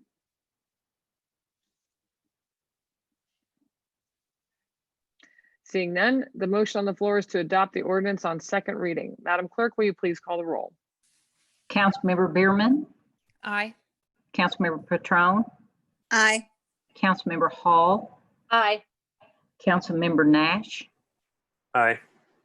Councilmember Foreman. Aye. Councilmember Holman. Yes. Councilmember Peacock. Yes. Mayor Clark. Yes. Thank you. The ordinance is adopted on second reading unanimously. Thank you. I'll now entertain a motion to adopt or reject the ordinance on final reading. Motions. Second. The motion on the floor is to adopt the ordinance on final reading. Madam Clerk, will you please call the roll? Councilmember Bierman. Aye. Councilmember Patron. Aye. Councilmember Hall, Aye. Councilmember Nash, Aye. Councilmember Foreman, Aye. Councilmember Holman, Yes. Councilmember Peacock, Yes. Mayor Clark. Yes. The ordinance is adopted on final reading unanimously. Thank you, Madam Clerk. Now for our final item of the night, item 35, ordinance 2021-11 upon first, second, and final reading, amending chapter 10, article 11 of the City of Norman, imposing capacity limitation in bars and restaurants on days where there is a University of Oklahoma home football game declaring an emergency. I'll entertain a motion to adopt or reject the ordinance on first reading by title only. So moved. Second. Thank you. The motion on the floor is to adopt the ordinance on first reading by title only. Madam Clerk, will you please call the roll? Councilmember Bierman, Aye. Councilmember Patron, Aye. Councilmember Hall, Aye. Councilmember Nash, Aye. Councilmember Foreman, Aye. Councilmember Holman, Yes. Councilmember Peacock, Yes. Mayor Clark. Yes. It's adopted unanimously on first reading. Thank you, Madam Clerk. I'll now entertain a motion to adopt or reject the ordinance on second reading, section by section. So moved. Is there a second? Thank you. I'd like to recognize our city attorney, Catherine Walker, to make a presentation. Okay, this one's going to be brief. After our discussion last Tuesday at the study session, you all recommended that we move forward with some changes to our COVID ordinance, specifically related to capacity limitations in restaurants and bars on game day. Just as a reminder, the general rule for bars and restaurants are that the dining areas have to be seated to promote social distancing between seated groups of patrons. Bar areas, standing room only areas are closed. And again, in bars, it's limited to the seats and the seats being socially distanced from one another. So the addition here with this ordinance would be adding a C to section 11-1104 that says on days in which there's a scheduled home University of Oklahoma football game, the capacity of all restaurants and bars as set by the fire marshal, including outdoor patios, would be reduced by 50% all day. With that, I'd be happy to answer any questions. Are there any questions from council regarding this item? Yes, Councilor Patron.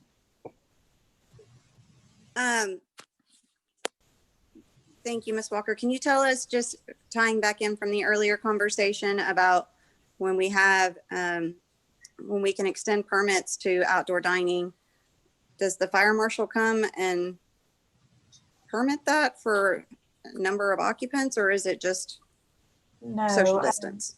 Under that temporary expansion service area, the fire marshal would not be coming out and setting a capacity. What would happen is it would be limited by the spacing of the seating. So it's required to be socially distanced between tables. And so that would be the main limit. Again, you know, outdoor seating areas seem to pose less of a risk than indoor seating areas. So the fire marshal does, however, set a capacity limit in indoor restaurants and in their patios that are part of their permitted premise. And so both of those under this ordinance would be kept at 50%. Okay, I just wanted to make sure. So the language basically has it to default back to social distancing. For the outdoor expansion areas, yes. All right. Okay, thank you. Councilmember Nash. Does a game day end at midnight? Or does this extend to 1 a.m., 2 a.m.? The way it's written is just for the day on which the game is scheduled. So 12 a.m. to 12 p.m. or 12 a.m. to 12 a.m. Past my bedtime, I know that.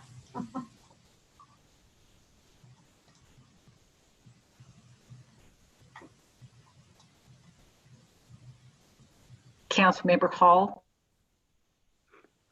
So for the purposes of the previous question, so if it ends at 12 midnight, then the capacity would revert to normal for the rest of the 1 or 2 hours that bars/restaurants that might be still open. Yes, although they would have to still meet the seating requirements. So it would, the bar areas, standing room only areas would be closed. The seating would still have to be arranged so that patrons are seated 6 feet from one another. Okay, that was my next question. I am making the assumption when we say social distancing that is defined as 6 feet. So do we think that's perfectly clear when we use that term? Yes.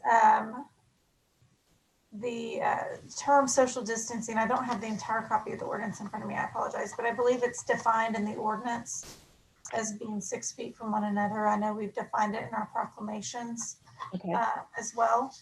And so I believe that to be clear.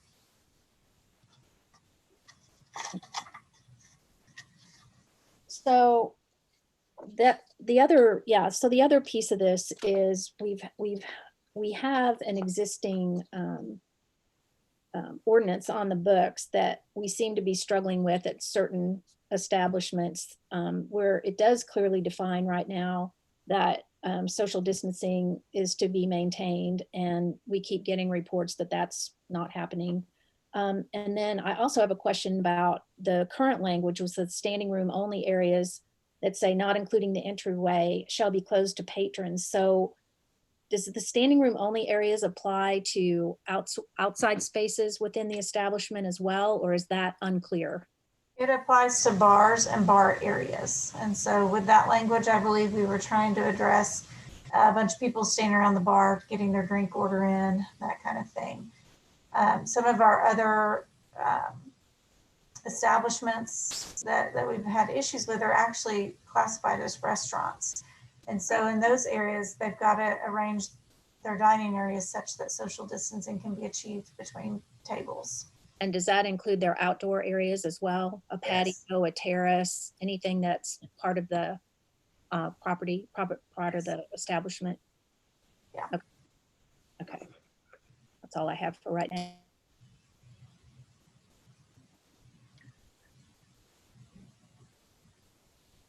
Councilmember Beer. Okay. Councilmember Bierman. So I think Councilmember Nash actually brought up a really, really good point that I think could cause, I've got a laughing child who just ran in here without a parent. So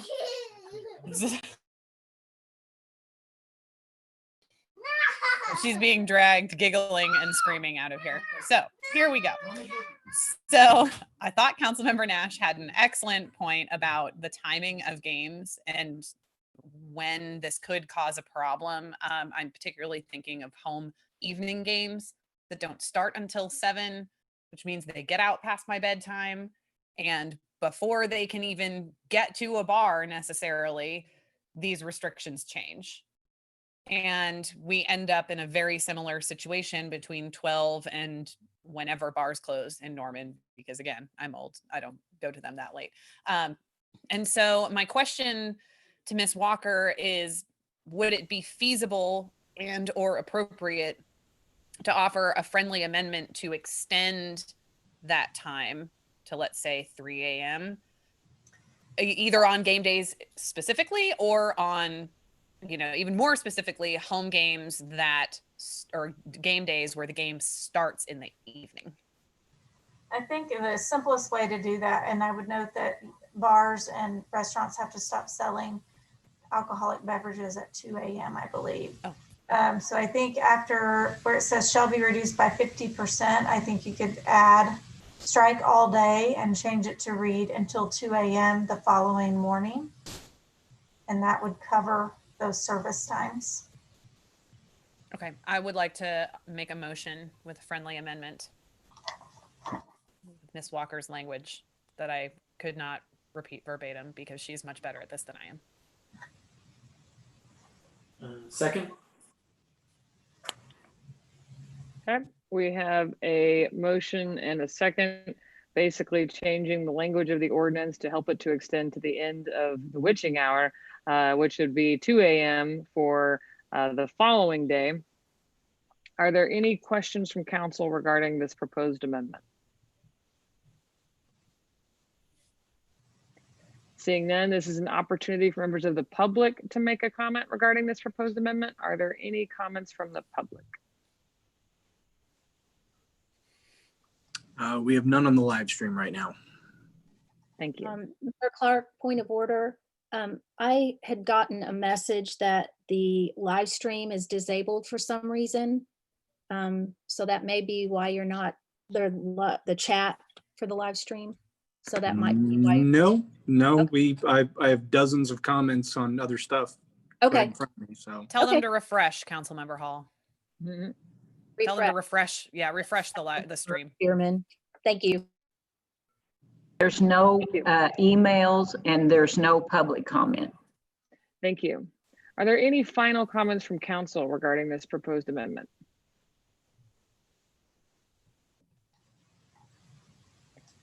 Seeing none, Madam Clerk, will you please call the roll?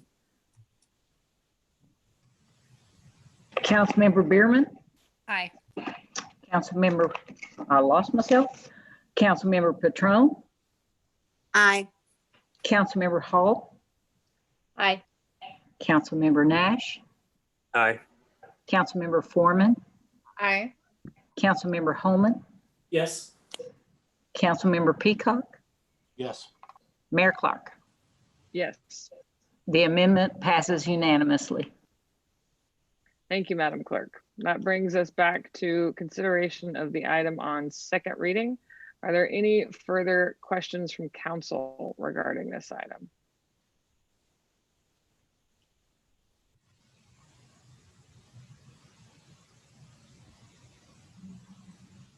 Councilmember Peacock. Thanks. As I'm reading the ordinance here, it looks like it says, yeah, just a straight 50% across the board. There's no wiggle room in that. Am I reading that correct, Catherine? Yeah. Yes. Oh, you muted.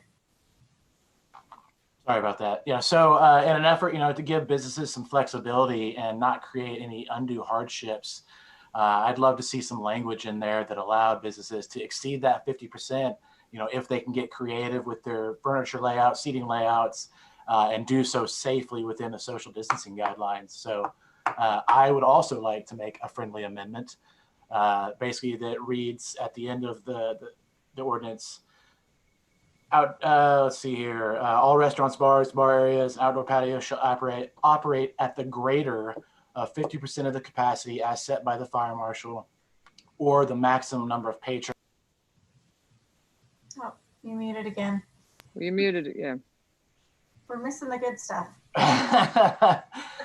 Okay, let me start that over. Shall operate at the greater of 50% of the capacity as set by the fire marshal, or the maximum number of patrons that can be seated at tables arranged at least 6 feet apart from each other.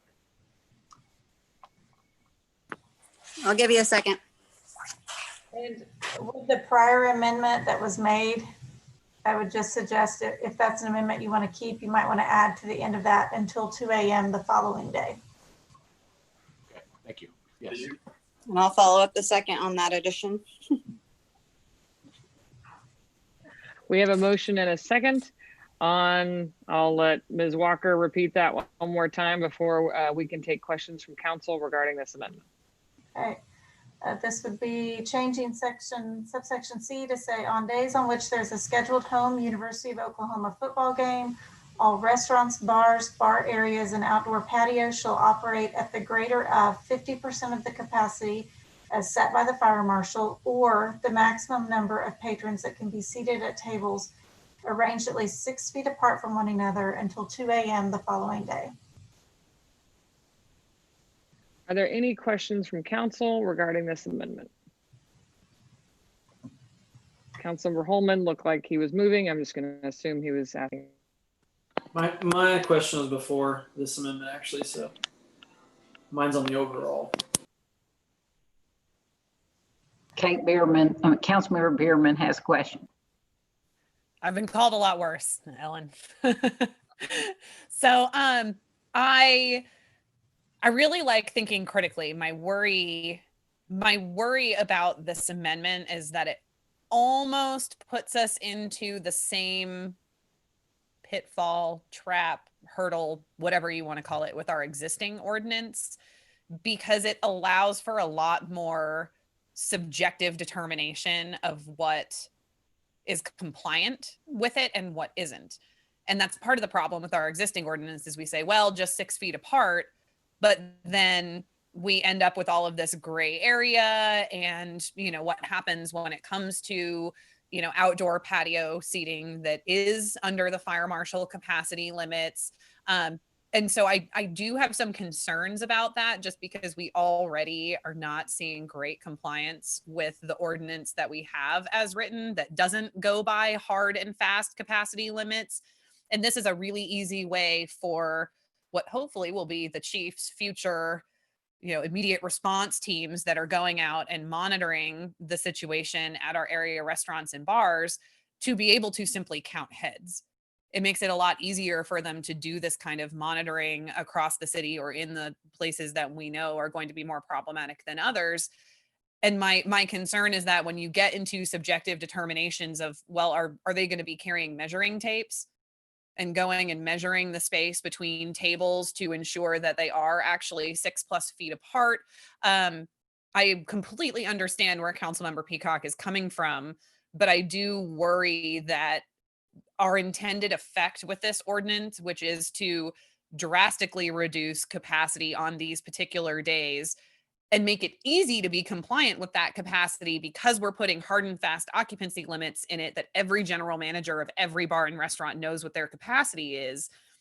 It worries me that we're kind of straying away from that when really we're only talking about 12 days as opposed to every day.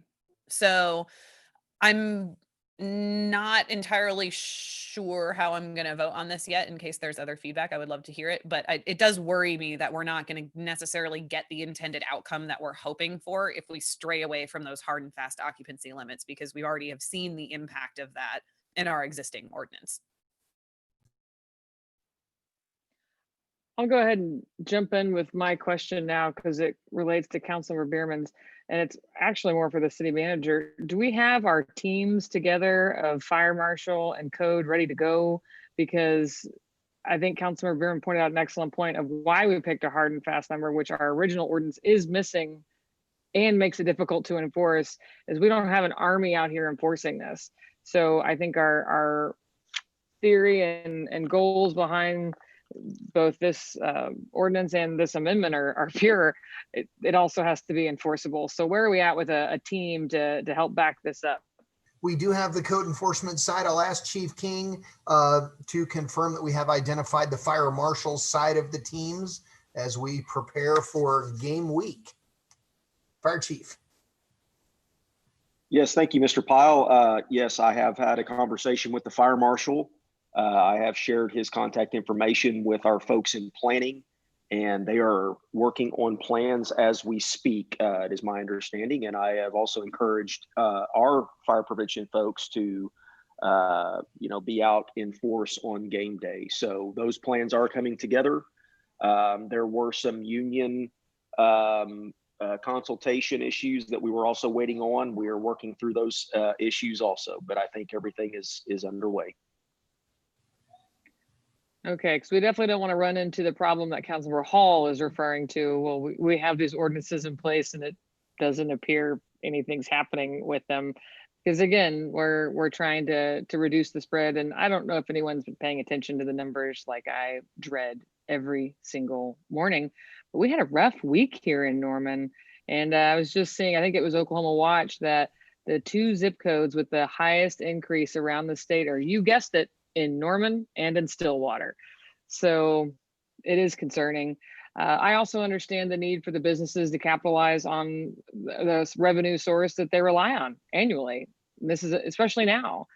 But I think if we don't do it right, this first game, which is pay-per-view, so either people are staying at home, but if they can't afford it, they're going to pack restaurants, and I can think of quite a few that are looking forward to that. And again, I'm all for supporting the economy and making sure our businesses and restaurants and bars stay open, but we also have to do our part collectively to make sure we don't completely explode in this town and have to follow the White House recommendations of closing bars until we get down to a certain testing positive rate, which we're going the opposite direction on that right now.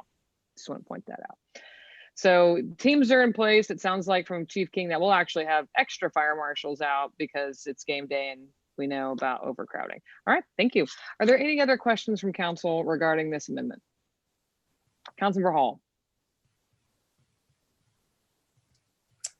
Okay, I think this question is actually for Chief King, because I have some other things I want to explore, but I want to just stick to this amendment. So if we adopted this language in this amendment, Chief King, how would you all, does that challenge how you would be enforcing if you had to use another measure besides just capacity? Are we making it harder for you or easier? It appears to me, Councilwoman, that it would be easier. I think the occupancy load, just having a hard, fast rule on making a determination there would make this easier to enforce. Okay, I guess I was asking about the amendment that is on the table for us right now of having an either or, a capacity or social distancing. Social distancing, giving the restaurants and bars an option of maybe exceeding capacity because they were really creative in their social distancing. Would that create an enforcement issue for you to not have that hard and fast number? You know, I think that we can work with whatever council decides. I think that, you know, earlier on in the COVID event, our fire prevention folks were out and they were educating and you know, they were looking for creative ways to help businesses with distancing and helping with masks and hanging information up on distancing and masks and all those protective measures. So I think that obviously, I mean, it's real simple if you just say it's 50% and go enforce that. But I do also think that if you decided to allow for flexibility or creativity, that we could also work in that environment and work with our local business owners to provide as safe an environment as they possibly can. I guess my next question for you would be, have you had, are we having capacity issues in our bars and restaurants right now, with the exception of a few that we are aware of on Campus Corner? Well, ma'am, you know, we've been in meetings where those there are some businesses and places, let's say that have we've had some concern expressed to us about. I would probably defer more to our police department. I know they did an operation here recently where they went out and surveyed these areas. And I know Deputy Chief Jackson was in charge of that and gave a report. I can recall that in part of their report, I believe it was fairly positive. I think there were a few places that, you know, may have had some light issues, but he seemed to report that things were going fairly well. But I would defer to PD on that specific operation. Okay, thank you. You bet. Councilmember Hall, can I ask, clarifying your question, were you asking about like at bar times, which is when this team went out there, or were you asking generally like on game days who has capacity issues? No, I'm just saying generally right now as Okay. businesses are operating outside of game day, just what our experience has been in the last few weeks as far as capacity.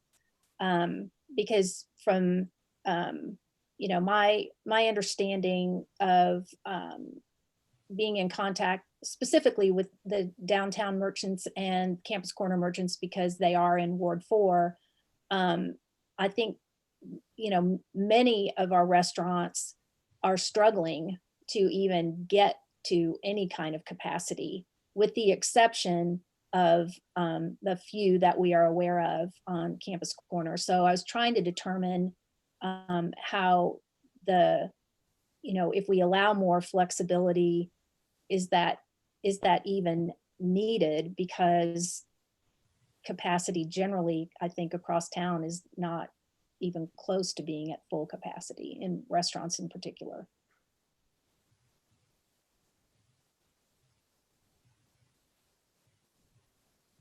Councilmember Patron. Thank you. Okay, so just for clarification, Councilmember Peacock, were you envisioning that these establishments would get an exemption beforehand? In other words, like they would contact the city and say, I would rather do the social distancing rule and I need you to come check my establishment and here's some X's on the ground and the tables have to stay there? Or was it something that?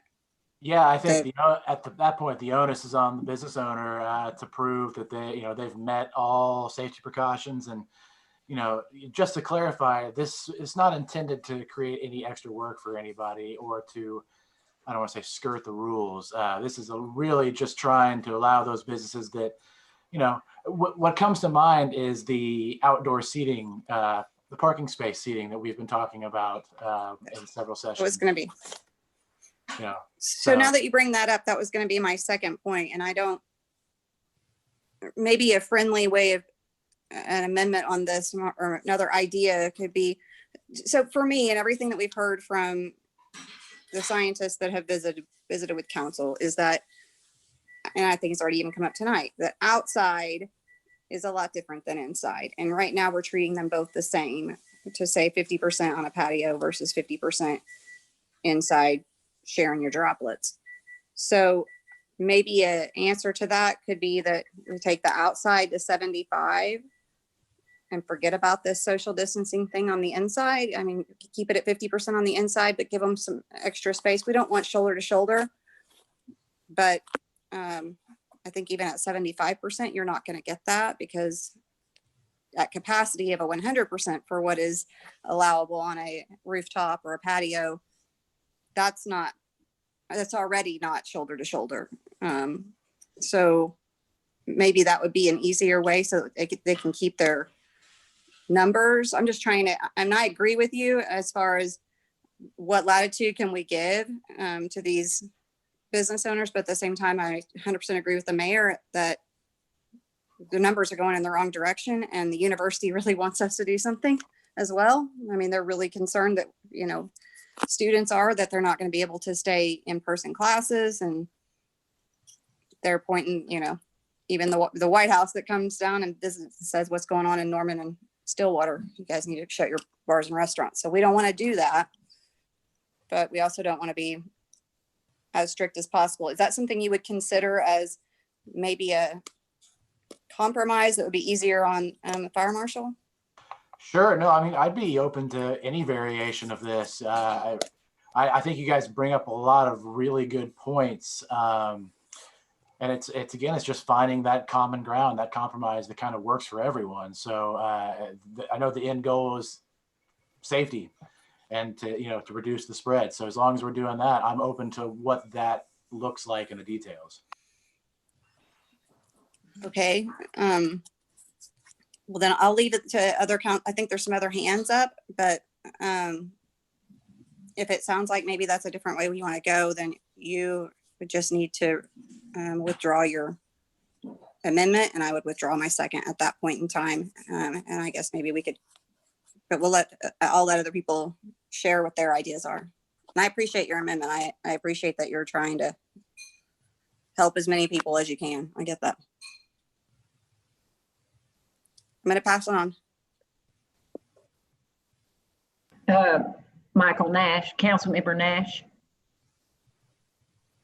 Yeah, I agree with the sentiment that limiting it by capacity doesn't really make a whole lot of sense, because the occupancy of a place is based on square footage, number of exits, the nature of those exits, all these are unrelated to social distancing.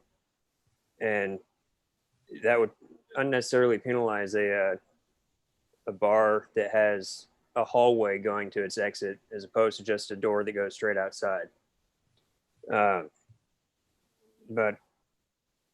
making it instead just, kind of an optimal packing problem of putting the tables or seats to fit each person 6 feet apart.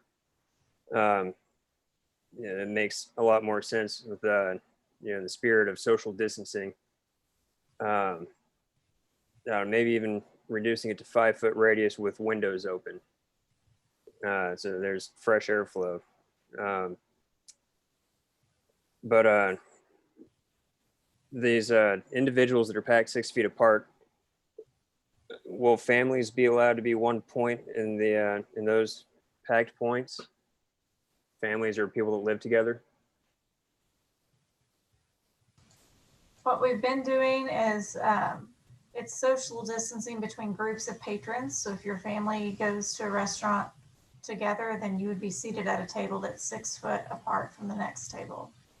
Same if it's a group of friends that arrive together to eat together, they would be seated at a table 6 feet from another, but not 6 feet from each other within their party.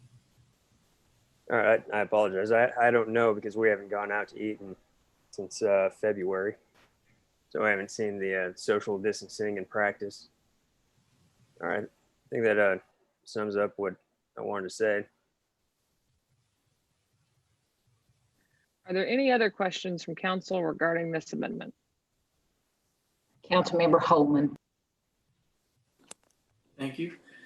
I think Councilor Nash to bring a pretty good point about capacity versus occupancy. I hadn't really thought about that much myself. I think we should probably think about that some more. I know we're kind of limited on what we're able to do before this first game day, but the next one after this isn't until the 26th, I believe. So we might have some time to, see what happens this Saturday and then how we might adjust before then. But that is something I would definitely like us to look more into just going forward, is that occupancy versus capacity. I think that's a pretty good point there about exits and layout and what capacity or what occupancy actually means in terms of fire marshal, stuff like that. I think that's real relevant. I do feel the same way of Councilmember Peacock about trying to figure out a way to help out some of our businesses that are struggling here. And the feedback I've heard from a lot of businesses, they're not really, and what I've seen too, is that outside of a couple, they're not really meeting the reduced capacity limits anyway right now.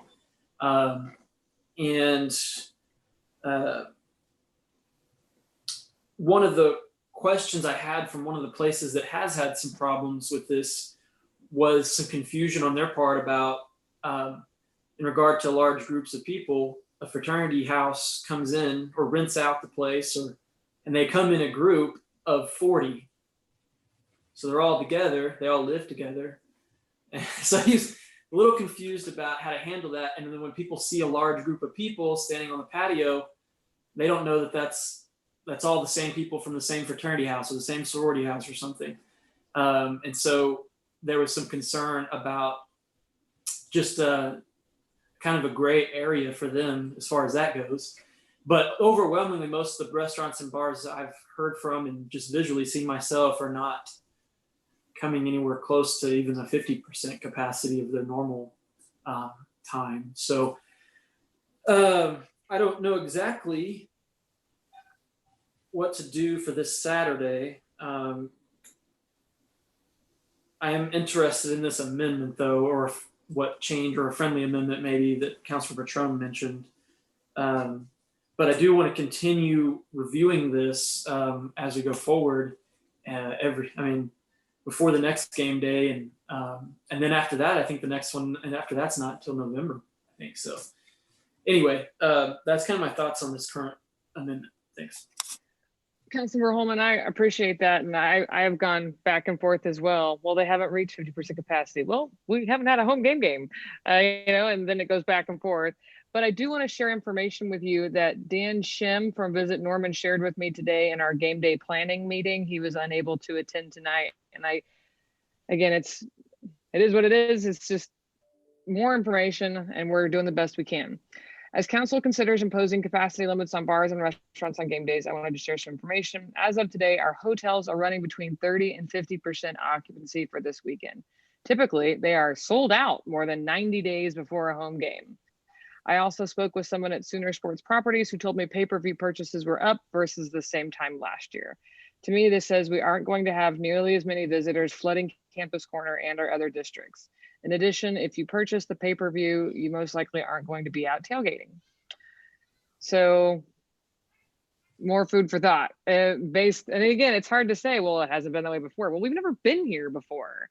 So I think I'll just tell you where I'm at this point, hearing the conversation, and because there are unknowns. And remember, the next game, which we will have time to amend anything before the 26th, our meeting is that Tuesday before, is a home game that is 11 a.m. on a Saturday.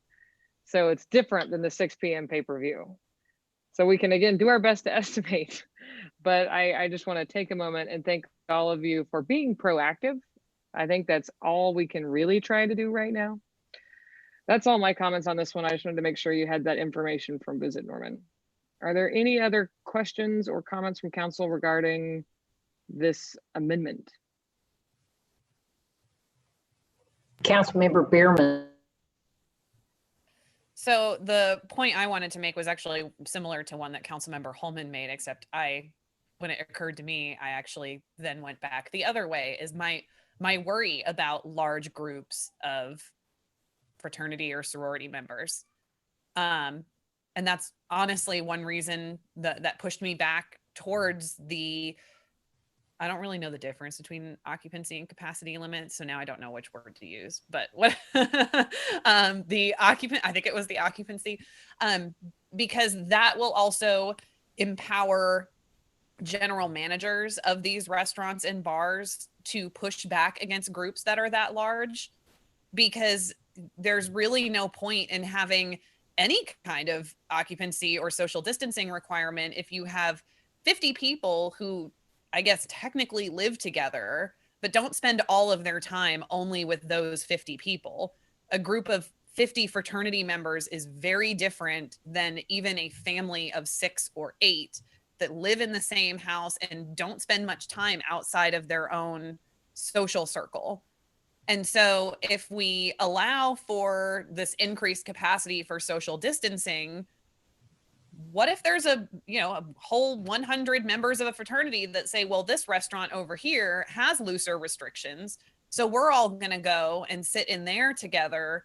And now they're all in one corner of the restaurant. And then because they're technically more than 6 feet apart from others, they could get much higher and closer to their regular non-COVID capacity limit. And it just allows for more bodies to be packed into places that we don't necessarily want them to be packed into.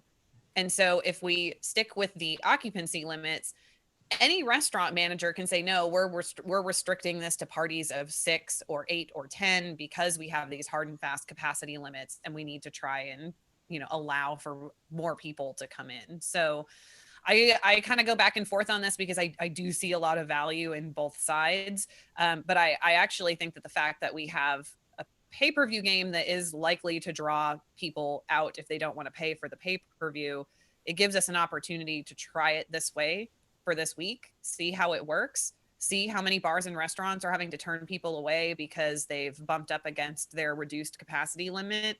And then we have the luxury of time and another council meeting to maybe put forward an amendment that better reflects an outcome that we're looking for than what we put forward tonight. So I know there's going to be more feedback. I'm probably going to bounce back and forth in my head a couple more times on this, but I did think about the fraternities and sororities and the impact that that could have if they're provided more flexibility, especially in the Campus Corner area.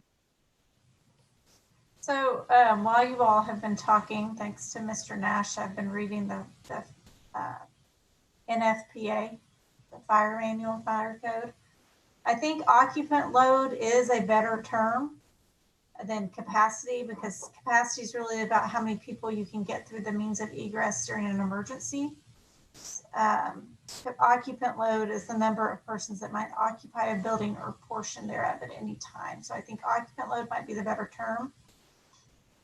So I think that would mean the amendment would be on days on which there's a scheduled home University of Oklahoma football game, all restaurants, bars, bar areas, and outdoor patios shall operate at the greater of 50% of the occupancy load as set by the fire marshal, or the maximum number of patrons that can be seated at tables arranged at least six feet apart from one another until 2 a.m. the following day. Just wanted to make that clarification.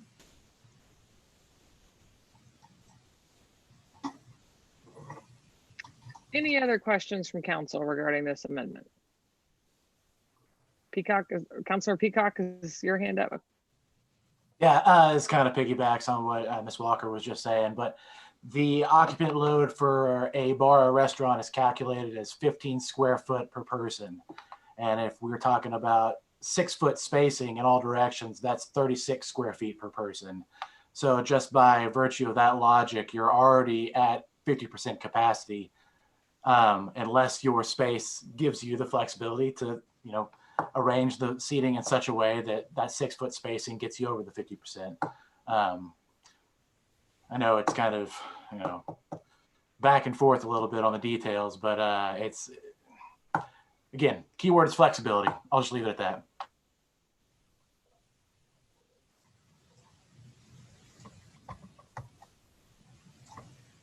Any other final questions?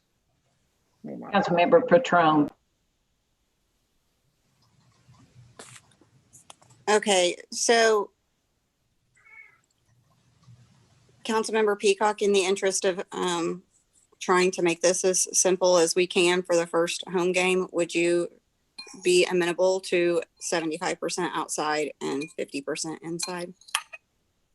I would. Okay. I've got that written if you want to hear it. Okay, would he need to withdraw his first motion then, rather than have it, or do you guys, Councilmember Peacock, do you still want to go to a vote? With the 75%, I would, yes. Okay, well, maybe if you could withdraw this particular motion, and I will withdraw my second, and then you could remake another motion, 50 and 75. I withdraw my motion currently on the table. I withdraw my second. Before another motion is made, I would be curious to see if people would just go for a straight 75%. I think for the first home game, it's probably fair to err on the side of trying to let them abide by the rules. And then if they're not, then they know they're going to come back with we're not going to be very happy about it.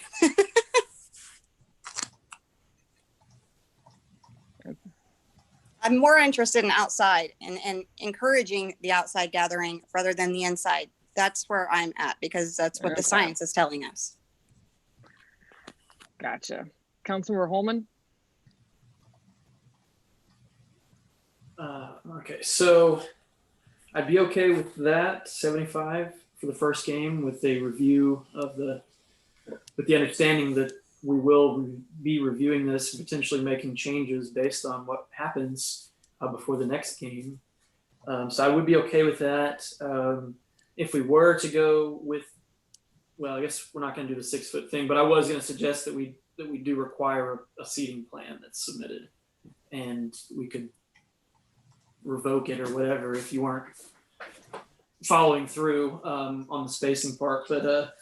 But I would be okay with that compromise of 75% for this first game, and kind of see where we're at. So anyway, next. So we need a motion from Councilmember Peacock. I make a motion, or is there still discussion? We have we have 2 more comments in the queue, so let me get to those real quick. Councilmember Foreman. I'll pass for now and let him change his motion. Okay, Councilmember Hall. You're muted. I'll let him finish his motion too and get back to it. Thank you. Councilmember Peacock. I make a motion to amend the section to reflect 75% of the occupant load. Do we have a second? Second. All right. The motion on the floor is to amend the ordinance to 75% of occupancy load. Is Are there that questions indoor from and council? outdoor? Just want to make sure when I draft it. Excuse me? Is that indoor and outdoor? I'll let Councilmember Peacock, I believe so, but Seemed to be the consensus, so. Okay, yes. just want to make sure I draft it right. thank you. Are there any questions from council regarding this amendment? Councilmember Bierman. So not a question, really just more of a comment. And I certainly wasn't going to get in the way of the motion, but I would have preferred to see it reversed and to see us start with 50% and then creep it up. And it's because of the particularities of this first game, which is that it's pay-per-view. So people are going to be inside, and probably a lot more people are going to be inside than on a home game that isn't on pay-per-view. You know, oftentimes they limit the number of TVs you're allowed to have a pay-per-view channel, a paid viewing on. And so you're going to be limited in the number of TVs that can be showing it at any particular venue. And those TVs are more likely to be inside. So I would actually like to see it reversed. I also think contrary to what the next few days are going to bring, the weather is still pretty nice right now. And I think a lot of people are going to want to avoid sweltering heat. Whereas when we get into October and November, we still have some very pleasant weather, and more people are more likely to be outside. So I'm not so sure that I am comfortable with the 75% to start and then reducing it. I'd rather see it lower for the first one and then see it potentially increased if it looks like we're not having too much in the way of issues with people maintaining that 50% capacity. But I'll be interested to see what everyone else thinks, and who knows, like on the other amendment, I might change my mind a couple times.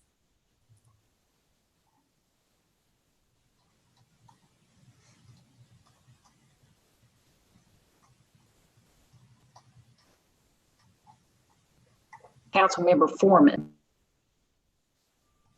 I'm fine with doing 75% inside and outside. I think if it's good enough for every other day that we've been doing so far, then I think it should be good enough if they can consistently keep social distancing and not pack people in, the occupancy load. If they can keep tight restrictions on that, I don't know why we would be inconsistent with our already existing ordinance and make tighter restrictions on a day that these businesses would so desperately need to do as much business as they safely and possibly can. So I am in support of this motion. Councilmember Hall.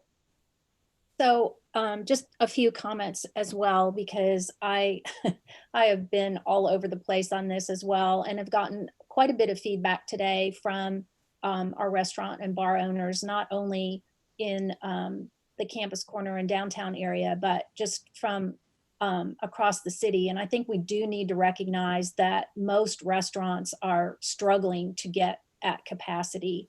And I think what we're really focusing on is the activity that we're expecting on Campus Corner and downtown for the first time is offering an outside event in order to provide an alternate location for people to spread out. And I think we've done everything that we can so far to encourage fans to be outside and not be, within restaurants, especially on Campus Corner and especially downtown. They will have that option. They will have that pay-per-view option, but the Campus Corner merchants in particular have really put in a lot of time and effort to try to be as consistent with the university policies as they can be.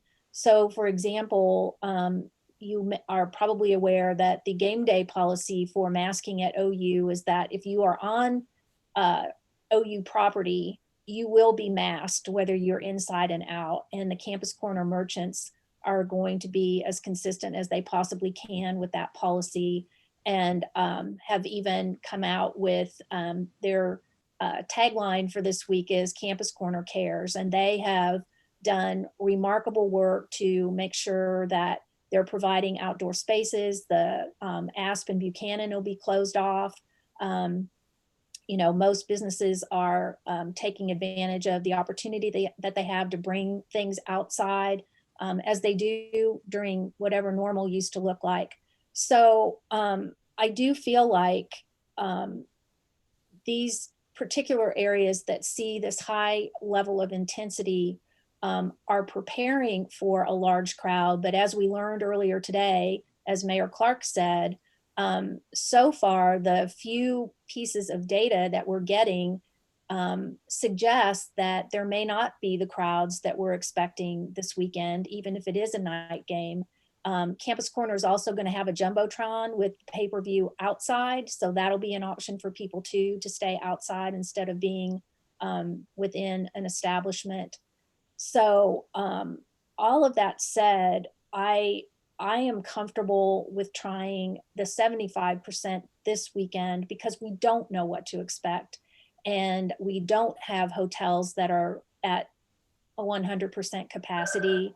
So, you know, we don't know who's going to show up. And I think we do have time to adjust going into the next game if we need to, but we really don't even know if we're going to need to. We're going to know a lot more after this weekend. And like I said earlier, I think what I would like to see this weekend is that we're enforcing what we actually have on the books right now. And whatever we decide tonight, that we are actually enforcing that and see what happens. Because, you know, OU has gone to extraordinary lengths to limit capacity or occupancy, whichever one that's supposed to be.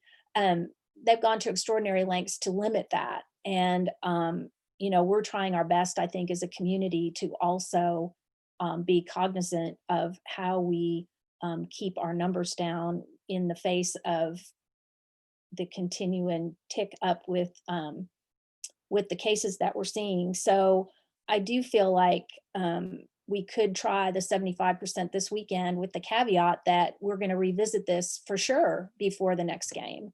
And then we have a month without a home game. Then we're going into November when people are going to be inside and we may have to reevaluate then. So that's where I am at the moment.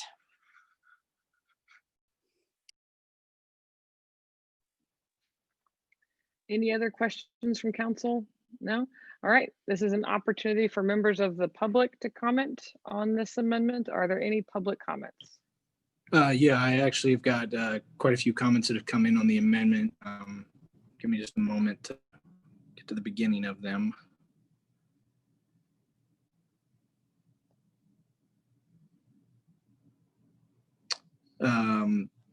April Willage says, I am concerned about the council trying to implement additional restrictions when current restrictions are not being enforced. Braden Hartzell, I disagree with adding exemptions. With Norman's rapid growth in COVID cases over the weekend, we are not in a place to have leniency. Braden Hartzell again, the ordinances need to have enforcements and fines to have any meaning. Keith McCabe, seating capacity is currently indoor only. Most restaurants in Campus Corner, if we are allowing outdoor seating game day, the seat capacity should increase. Cynthia Rogers, what if a group of 30 people who live together in a home show up? Can the restaurant group them in a cluster even if it exceeds the 50% capacity?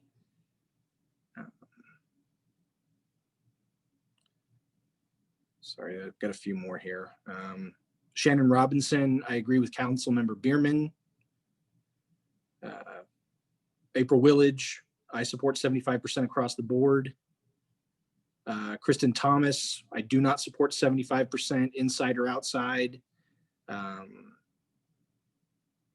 April Willage, you need to close Boyd so those businesses have equal opportunity for outdoor dining as other businesses on game day. Braden Hartzell, very much against 75% capacity inside or out. Andrew Soltis, starting at 50% sounds smarter to me, especially if 50% occupancy does result in roughly 6 feet of distance between guests, at least 50% indoors. And that looks to be all of them.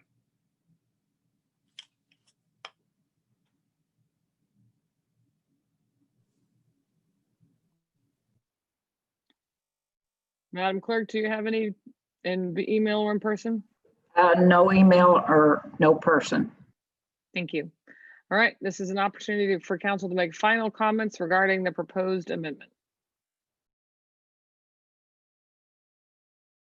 Councilmember Nash. So I just saw a real obnoxious message scroll by on the chat on YouTube. Somebody made a comment about yelling boomer sooner and basically a lot of shouting in the bars during the game, which does kind of bring up a good point of if you have a lot of people in the bars yelling and screaming, that's not really conducive to the end goal here. Alternatives would be noisemakers, I guess, and a strong encouragement to bars to give the patrons some alternative to screaming. But I just thought I'd throw that out there.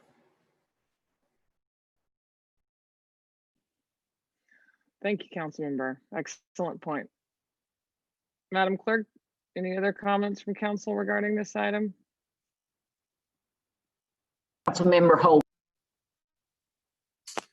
Just a brief comment about the suggestion about Boyd Street. Boyd Street is normally closed on game days from Jenkins to University. And from what I understand, last week we are not planning to close Jenkins because people won't be walking across the street to the stadium this time. So, but I would maybe, we might want to consider closing off that north lane of Boyd Street between Asp and or between Dean's Row and University, perhaps, or closing 2 lanes of it off. I'm not sure. Just something to, because I agree that some of the businesses facing Boyd Street don't get to benefit from the street closure like the ones on Asp and White and Buchanan do. So that's something we might think about. Don't know if they have enough time before Saturday to work that out for future games. We might think about that if we're not going to close down Boyd Street. Maybe we just close down a portion of it on the fringe there. Thanks.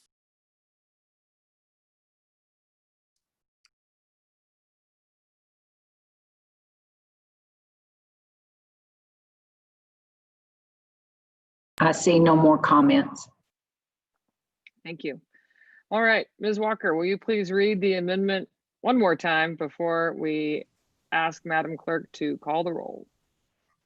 Yes, on days on which there is a scheduled home University of Oklahoma football game, the occupant load of all restaurants, bars, bar areas, and outdoor patios as set by the fire marshal shall be reduced to 75% until 2 a.m. the next day, or the following day, rather. All right, Madam Clerk, will you please call the roll? Councilmember Bierman. Well, I got kicked in the other direction by Councilmember Nash at the very end. So my apologies to Councilmember Peacock. I love the creativity, but I'm going to vote no on this amendment. Councilmember Patron.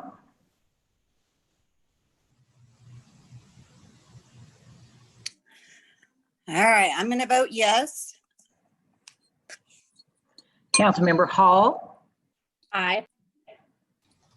Councilmember Nash. Aye. Councilmember Foreman. Aye. Councilmember Holman. Yes. Councilmember Peacock. Yes. Mayor Clark. Yes.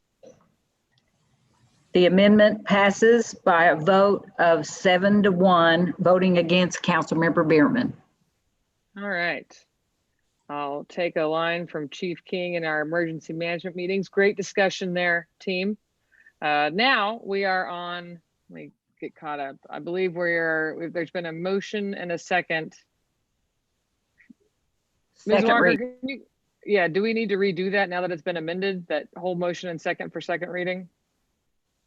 We already have a motion, a second. Now we just vote on it as amended. Okay, excellent. Well, I believe we were in public comment, or we were in the first round of questions and comments for council when this came up. Correct me if I'm wrong. And if I am not, this is an opportunity for members of the public to make comments regarding the ordinance as amended.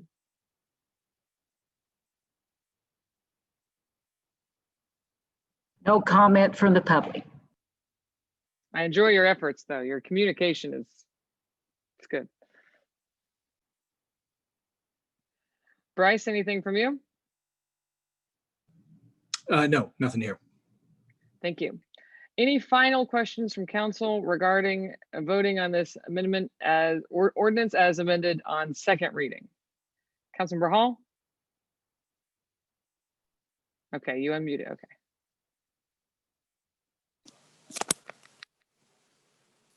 Councilmember Holman? Okay, thank you. I would just like maybe for staff to briefly go over what exactly we're doing on game day. I'm watching the YouTube feed as well, and I've seen a lot of questions about what is this, how is this game day different as far as we're blocking off the street vendors, the Jumbotron. How is it different than a normal game day as far as what we do, blocking off in the event and all that stuff?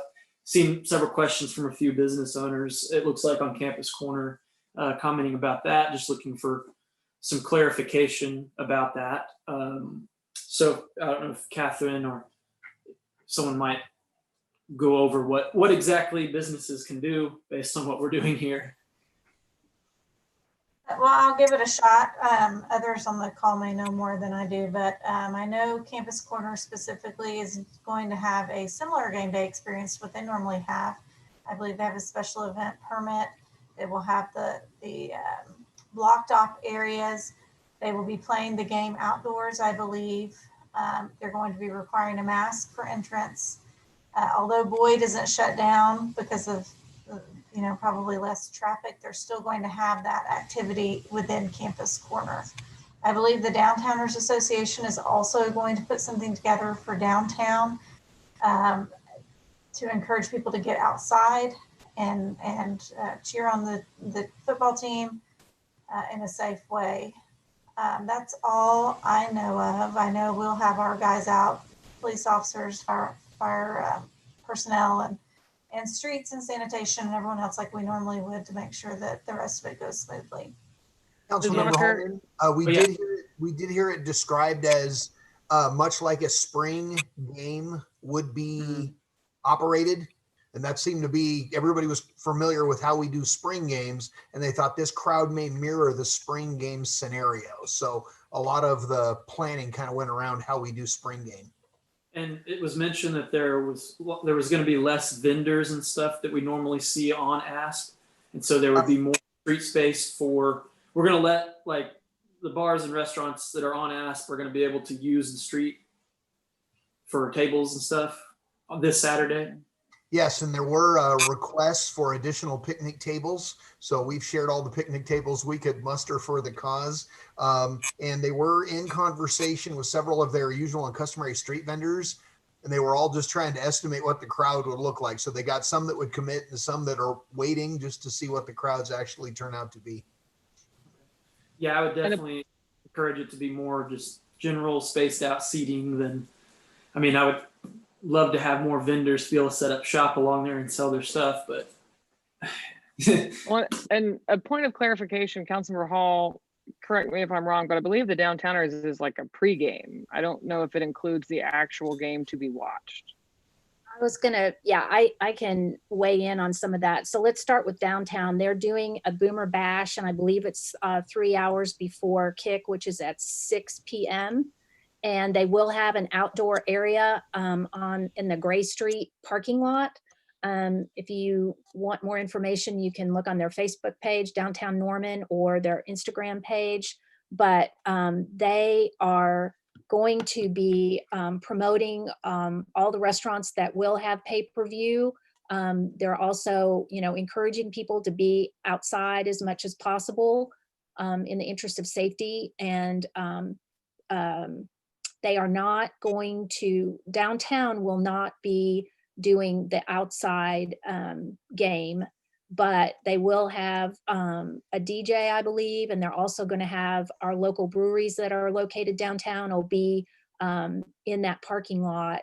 And the idea there, and also on Campus Corner in response to the vendor issue, is really trying to focus on our local businesses and give them as much opportunity to provide a great game day experience for all of our fans. And so, there will be less vendors, but more emphasis on all of our businesses on Campus Corner. And I think I said it before, but I want to say it again. They do have a Jumbotron, and they are going to be broadcasting games all day long, as well as the game at 6. Also thought I could maybe clarify on the Boyd Street, which we've touched on a little bit. I've been able to participate in some of the game day strategy meetings and have really been trying to work closely with both the Campus Corner merchants and the downtown merchants. And there's been, I think, an extraordinary amount of coordination between the university and Campus Corner in particular about game day planning. And I think a decision was made, fairly early on that, again, trying to anticipate what the actual attendance in Norman for game day is a puzzle right now. We don't really know.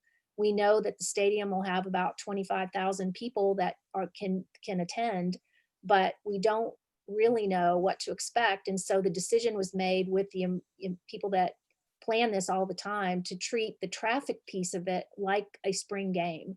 So that's the playbook they're using, and that's the decision, part of why the decision was made to not close Boyd this time.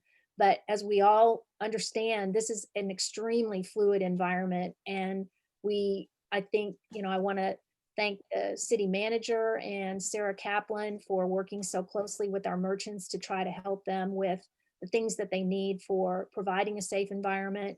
And also just understand that we're going to get a lot of information this weekend that we can use going forward. But that was the reason why Boyd is staying open at this point, because they're not anticipating the kind of traffic that they would normally during regular football season. I hope that helps.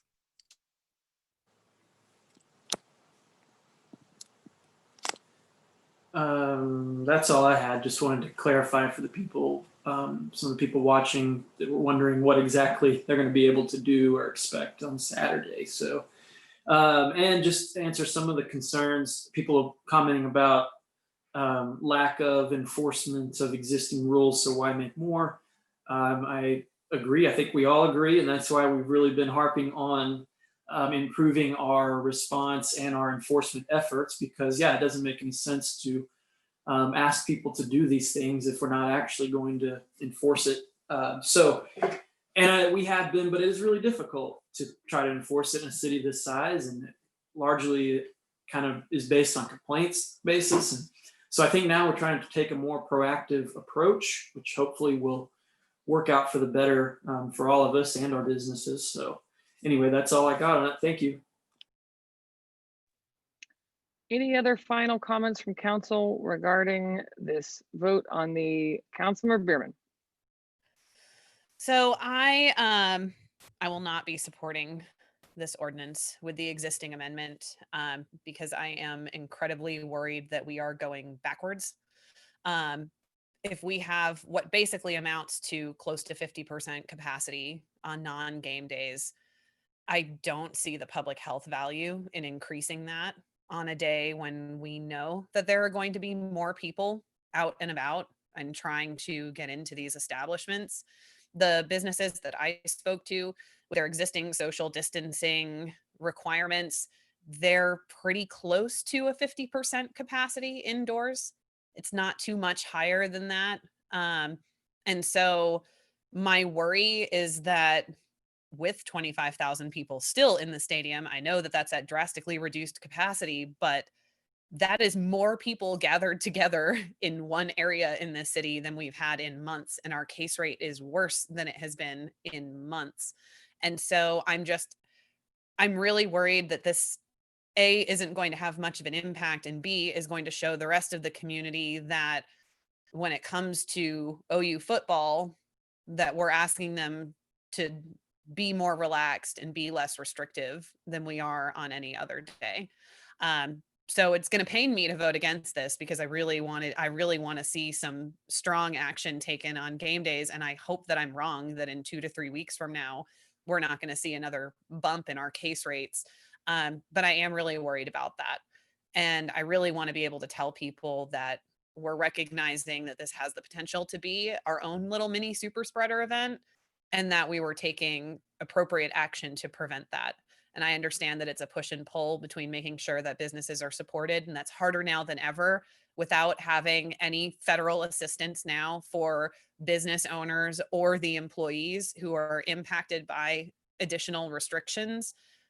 But at the same time, this is not the time to take our foot off the gas when it comes to protecting public health. And I'm a little worried that that's part of what we're doing.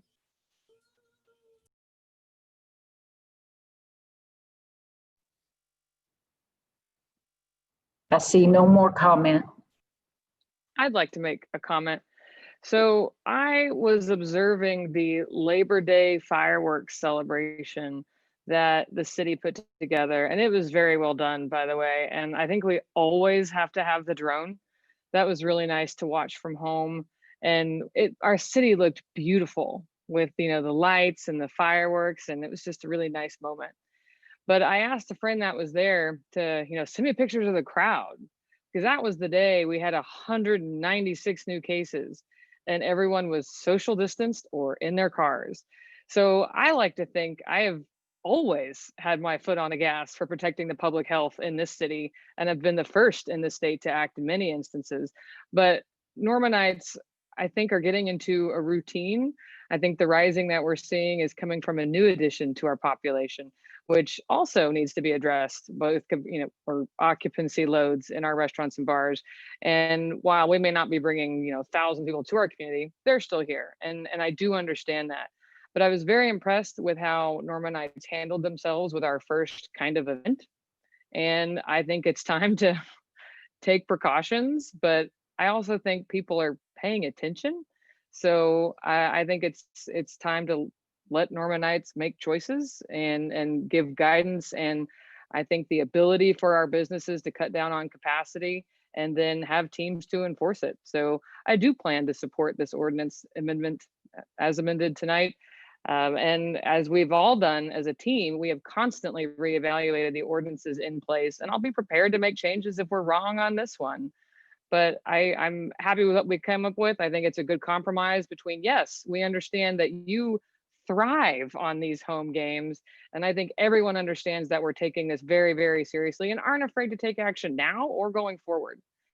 So I appreciate, again, everyone's thoughtful conversation on this. 100 years from now, when the next pandemic strikes and they look back on what did Norman do in 2020, they'll be like, wow, they were a team and they got stuff done and they didn't wait to act and they deliberated over everything and took it seriously. So I just want to thank you all for that.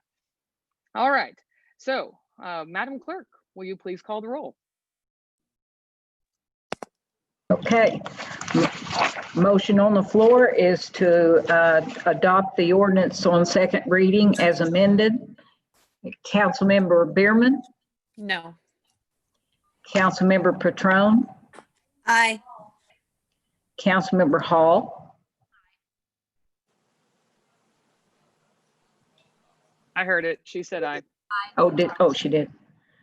Councilmember Nash? Aye. Councilmember Foreman? Aye. Councilmember Holman? Yes. Councilmember Peacock? Yes. Mayor Clark? Yes. The second reading amended was adopted by a vote of 8-1, voting against Councilmember Bierman.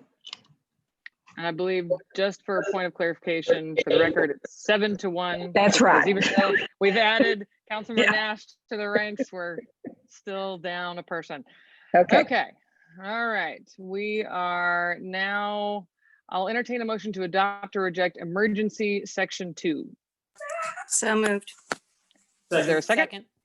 The motion on the floor is to adopt emergency section 2. Madam Clerk, will you please call the roll? Councilmember Bierman, Aye. Councilmember Patron, Aye. Councilmember Hall, Aye. Councilmember Nash, Aye. Councilmember Foreman, Aye. Councilmember Holman, Yes. Councilmember Peacock, Yes. Mayor Clark. Yes. The emergency section is adopted unanimously. Thank you, Madam Clerk. I will now entertain a motion to adopt or reject the ordinance on final reading. So moved. Second. Thank you. The motion on the floor is to adopt the ordinance on final reading. Madam Clerk, will you please call the roll? Councilmember Bierman, No. Councilmember Patron, Aye. Councilmember Hall, Aye. Councilmember Nash, Aye. Councilmember Foreman, Aye. Councilmember Holman, Yes. Councilmember Peacock, Yes. Mayor Clark. Yes. The ordinance is adopted in final reading, vote 7-1, voting against Councilmember Bierman. Thank you, Madam Clerk. And City Manager Pyle, I'll be the first to request, go ahead and put on the agenda 2 weeks from now, a review, because we will also see if Labor Day had an impact. And I think it will be very hard to parse out which is which, but it won't be the fireworks event. There you go. Consider it done, Your Honor. Okay, item 36. Wait a minute. We feel like, yeah, item 36, miscellaneous discussion. Councilmember Bierman. Oh, they threw me for a loop. I thought we were going to do public miscellaneous comment first.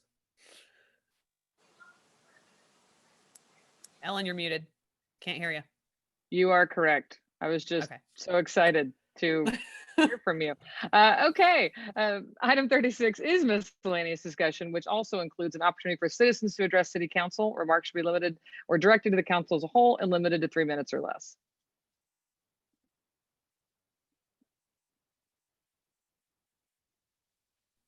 Ellen, you're muted.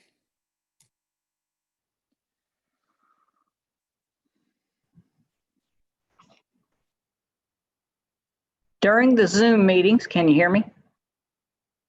Yes. During the Zoom meeting, how can a citizen submit photos and comments together in advance of a regular meeting by you in our allotted 3-minute time frame? I think his concerns is he would like to submit some photos and stuff, and he's concerned about the 3 minutes. We all have emails, and you can definitely send it that way ahead of time. That will be more than 3 minutes for sure. Okay. That's all I have, and my public doesn't want to talk.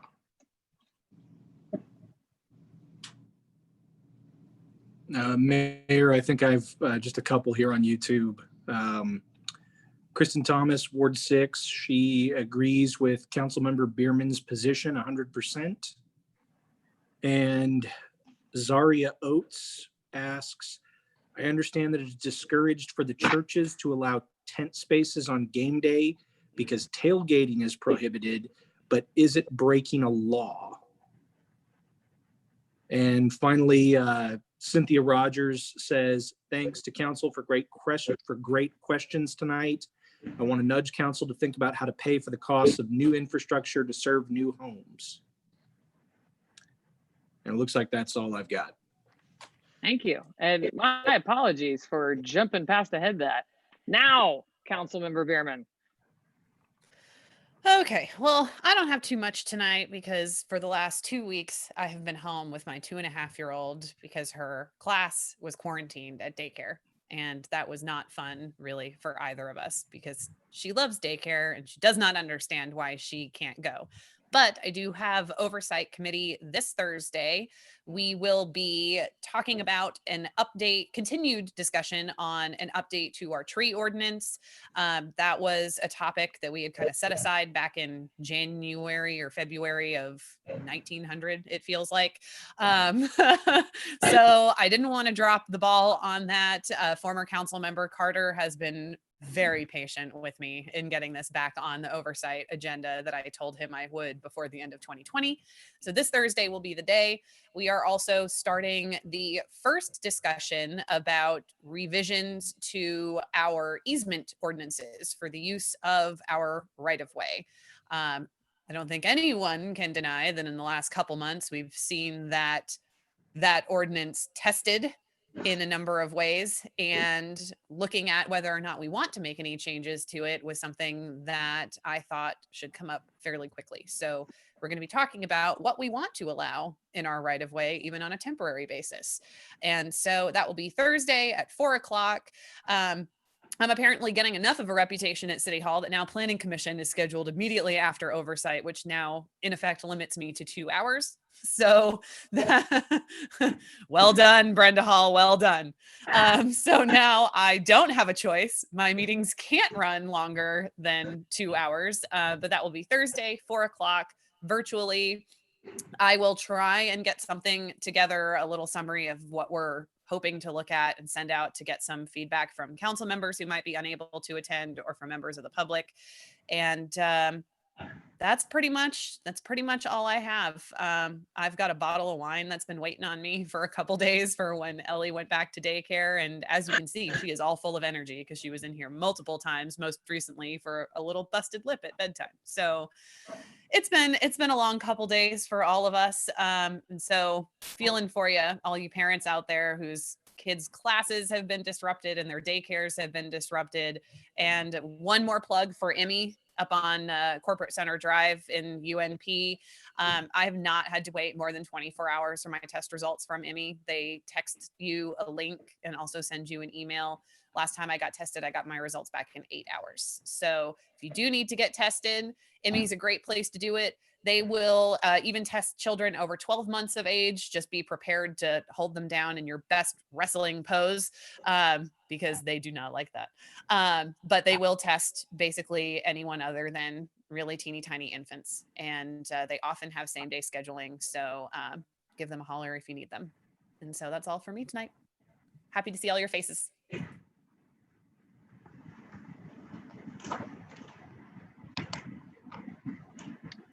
Thank you, Councilmember. Councilmember, okay, gets me every time. Patron. All right. Well, first of all, I was really excited to see Mr. Renteria. He is a Truman Elementary teacher who accepted the proclamation for Hispanic Heritage Month, and he is super beloved over here in Ward 3. So that was pretty cool to start the meeting that way. And I can't wait to show my daughter on YouTube that he was on the meeting. She's going to think that's pretty cool. So the second thing was the winter warming shelter. I'm really grateful for that grant. And in recent weeks, I have been thinking about how we ran the warming shelter on a shoestring budget last year. And I was so proud of staff and how just amazing that they were in pulling that together.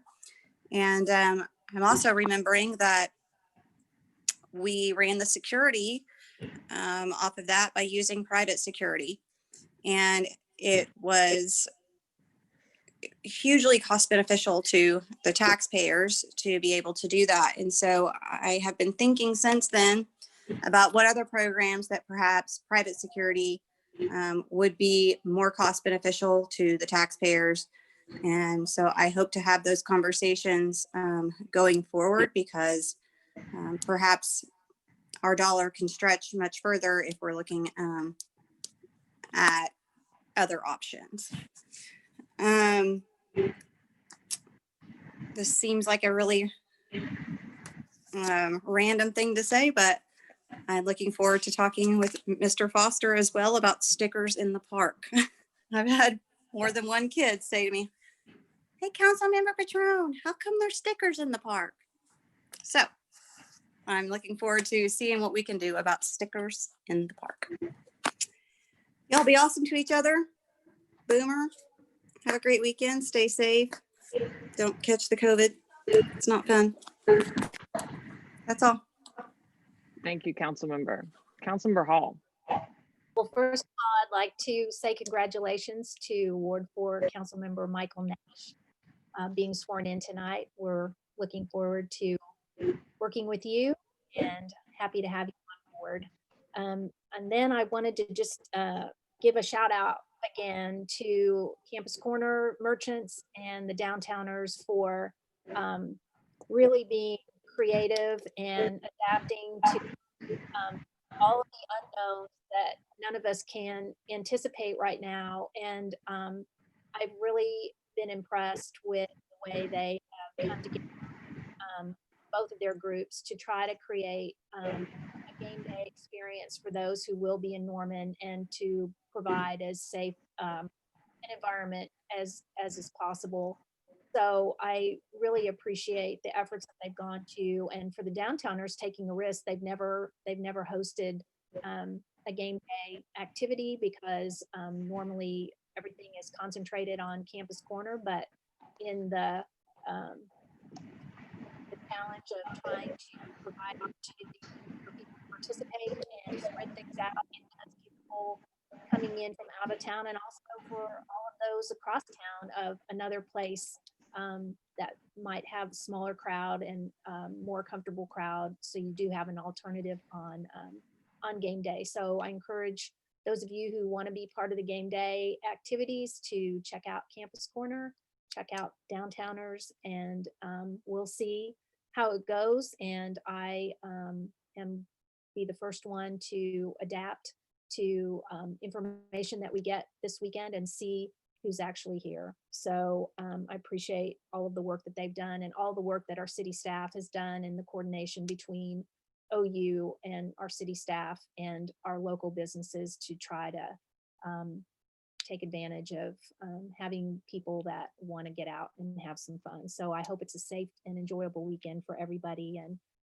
please wear your mask. I also am really appreciative of the grant that we have to finance our warming shelter. It was really successful in ways that I think none of us expected last year. And the kudos for that go to Michelle Evans, our homeless coordinator, and Carrie Bryant for really making it all happen last year. So really looking forward to seeing how we can take the lessons that we learned last year and apply to this year. And of course, being very mindful of providing a warming shelter in the middle of a pandemic and the things that we're going to be challenged with that. But just very grateful that we have the funding. It's ironic, last year we had the great location and funding was an issue. This year we have the funding and the location has been a little bit more challenging, but I know we'll get that worked out, and I'm glad that we're able to offer that again for a second year. Also, really grateful to our city staff for successfully managing our resources for continuing to keep affordable housing on the front burner. I think we all understand that we wish we could do more, but I know that we try to make the most of the resources that we do have to keep moving forward bit by bit to provide affordable housing. So I'm really glad that we were able to get that taken care of tonight too. So hope everybody has an enjoyable weekend. Stay safe, take good care of one another. We are all in this together, and the only way we're going to get on the other side of it is if we can work through these problems and be flexible and adaptable and take what's ahead of us one day at a time. Thank you. Thank you, Councilmember. Councilmember Nash.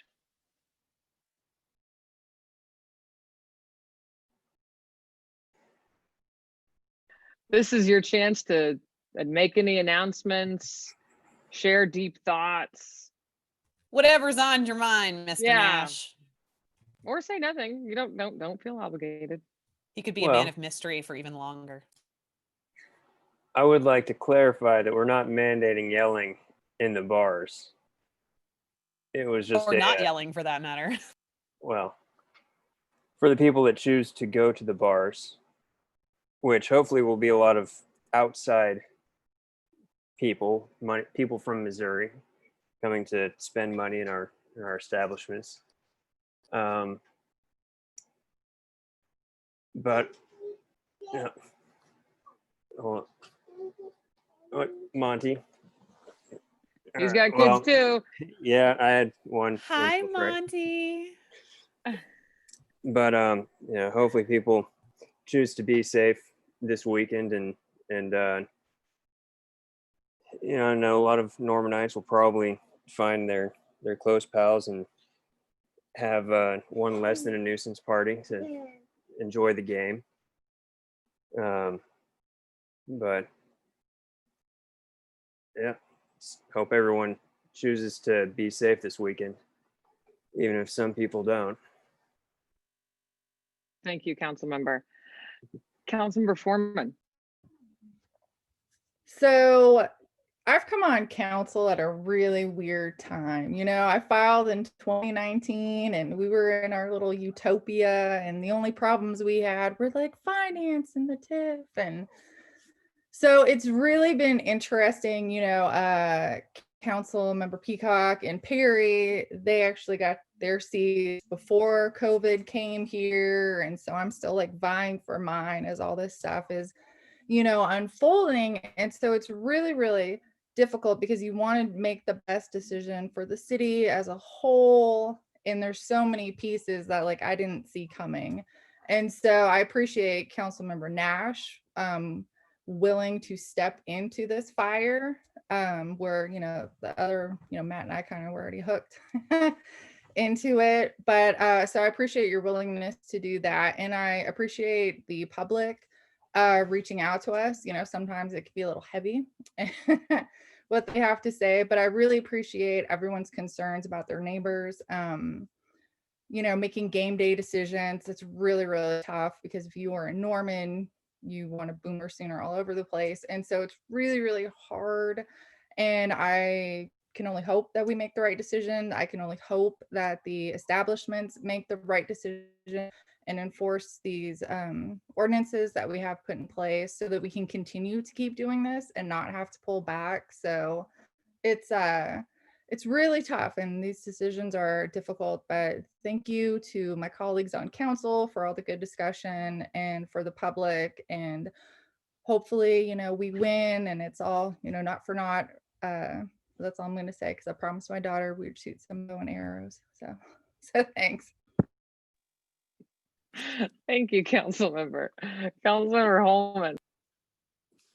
I also would just like to extend a thank you and welcome to Councilmember Nash for joining us up here on the council. And like Councilmember Foreman mentioned, doing so in the midst of all this, and you didn't commit before this started, but you've decided to step up and do it right in the middle of all of it. So, and I'm just kind of excited to have another Norman High guy up here with me. So that's kind of exciting to have another longtime local here.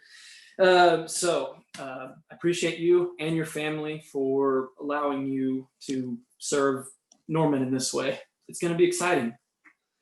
I also want to say congratulations to Chris Mattingly. I can see him here in the video, our new director of utilities. I've known Chris as long as I've been on council, and I think he is a wonderful person for this job. I'm glad that you got the promotion there, and very deserving.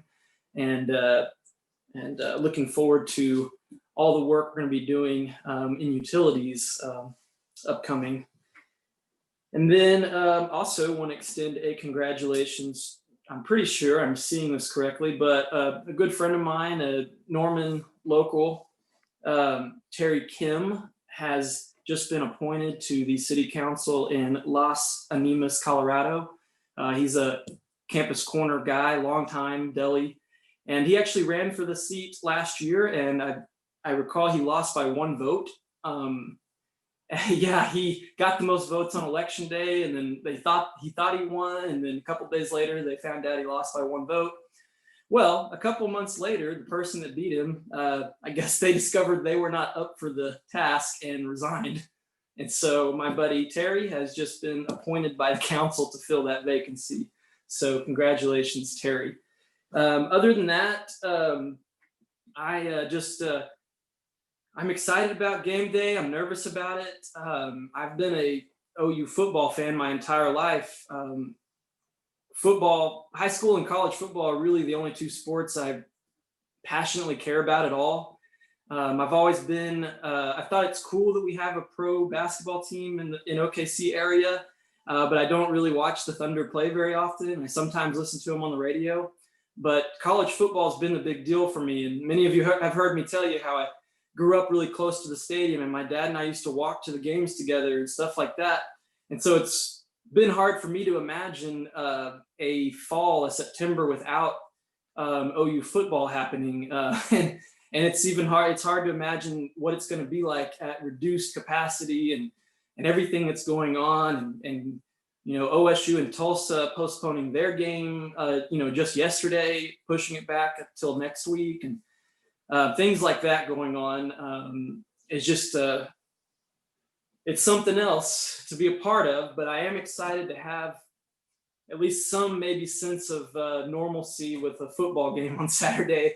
Hopefully we can all take our minds off of everything else that's going on for a few hours. And that's one of the things I've really always loved about watching sports. Is some people may think it doesn't really matter in the big picture of things, or why do people waste their time on stuff like this? But a lot of people spend most of their time worrying about problems and thinking of solutions and doing all this stuff. So it's nice to have 3 hours on a Saturday to kind of just forget about everything else and watch something that's not prescripted, that you don't know the outcome of, and that you have no control over, and you're not part of the say in it. So anyway, I just appreciate all my colleagues for all your work and for the city. And I look forward to continuing to tackle these issues together and going forward. So thank you all. We'll see you next time. Thank you, Councilmember. Councilmember Peacock. Yeah, first I'll just say I hate, sorry, I keep doing that. I hate that I always have to follow Councilmember Holman. He always gives such great closing statements. I feel like I set the bar high for me. So yeah, I just really also just want to say, congrats to Mr. Nash. I commend you for being willing to take on this job at this time. I realize it's not an easy ask at all. So welcome to the team. That's all I'll say. All right. And Councilmember Peacock, that's why we rotate. So you get to go first sometimes. There you go. But yes, I will say it again. Welcome to the team, Councilmember Nash. I've enjoyed our conversation so far, and I hope we keep it up. You guys, again, have been phenomenal to work with through all of this. Everyone knows we don't get along on all things, but on the things that I think truly matter, we do. And not all communities can say that. Trust me, I'm in like a million mayors networks right now. And some of the stories I hear, just like, wow. Okay. But I also want to give a shout out to Parks and Recreation. Well done on a socially distanced event. I felt like we could have put our own pictures up of how to do, remember the socially distanced concert that came out? Wow. And again, the drone that's got to be a regular now, because we talk about little pieces of our life in COVID-19, and there are some good things that we want to take with us.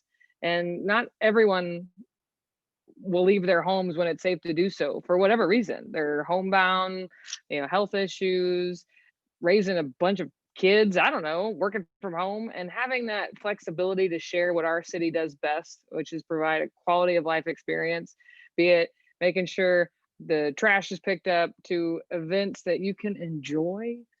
We do it well, and I enjoy the different avenues that we have found in presenting that. And I again want to commend all of our nonprofits and arts agencies who have rolled with the punches, despite there being, I don't want to sound too pessimistic, but not a near end in sight.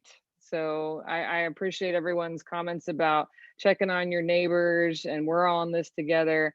And I love the 3 W's that have come up lately: wear a mask, wash your hands, watch your distance.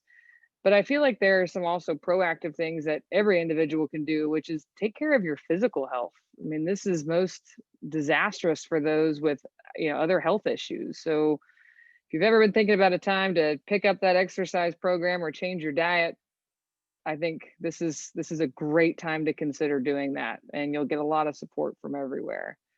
But again, I appreciate staff's incredible hard work on.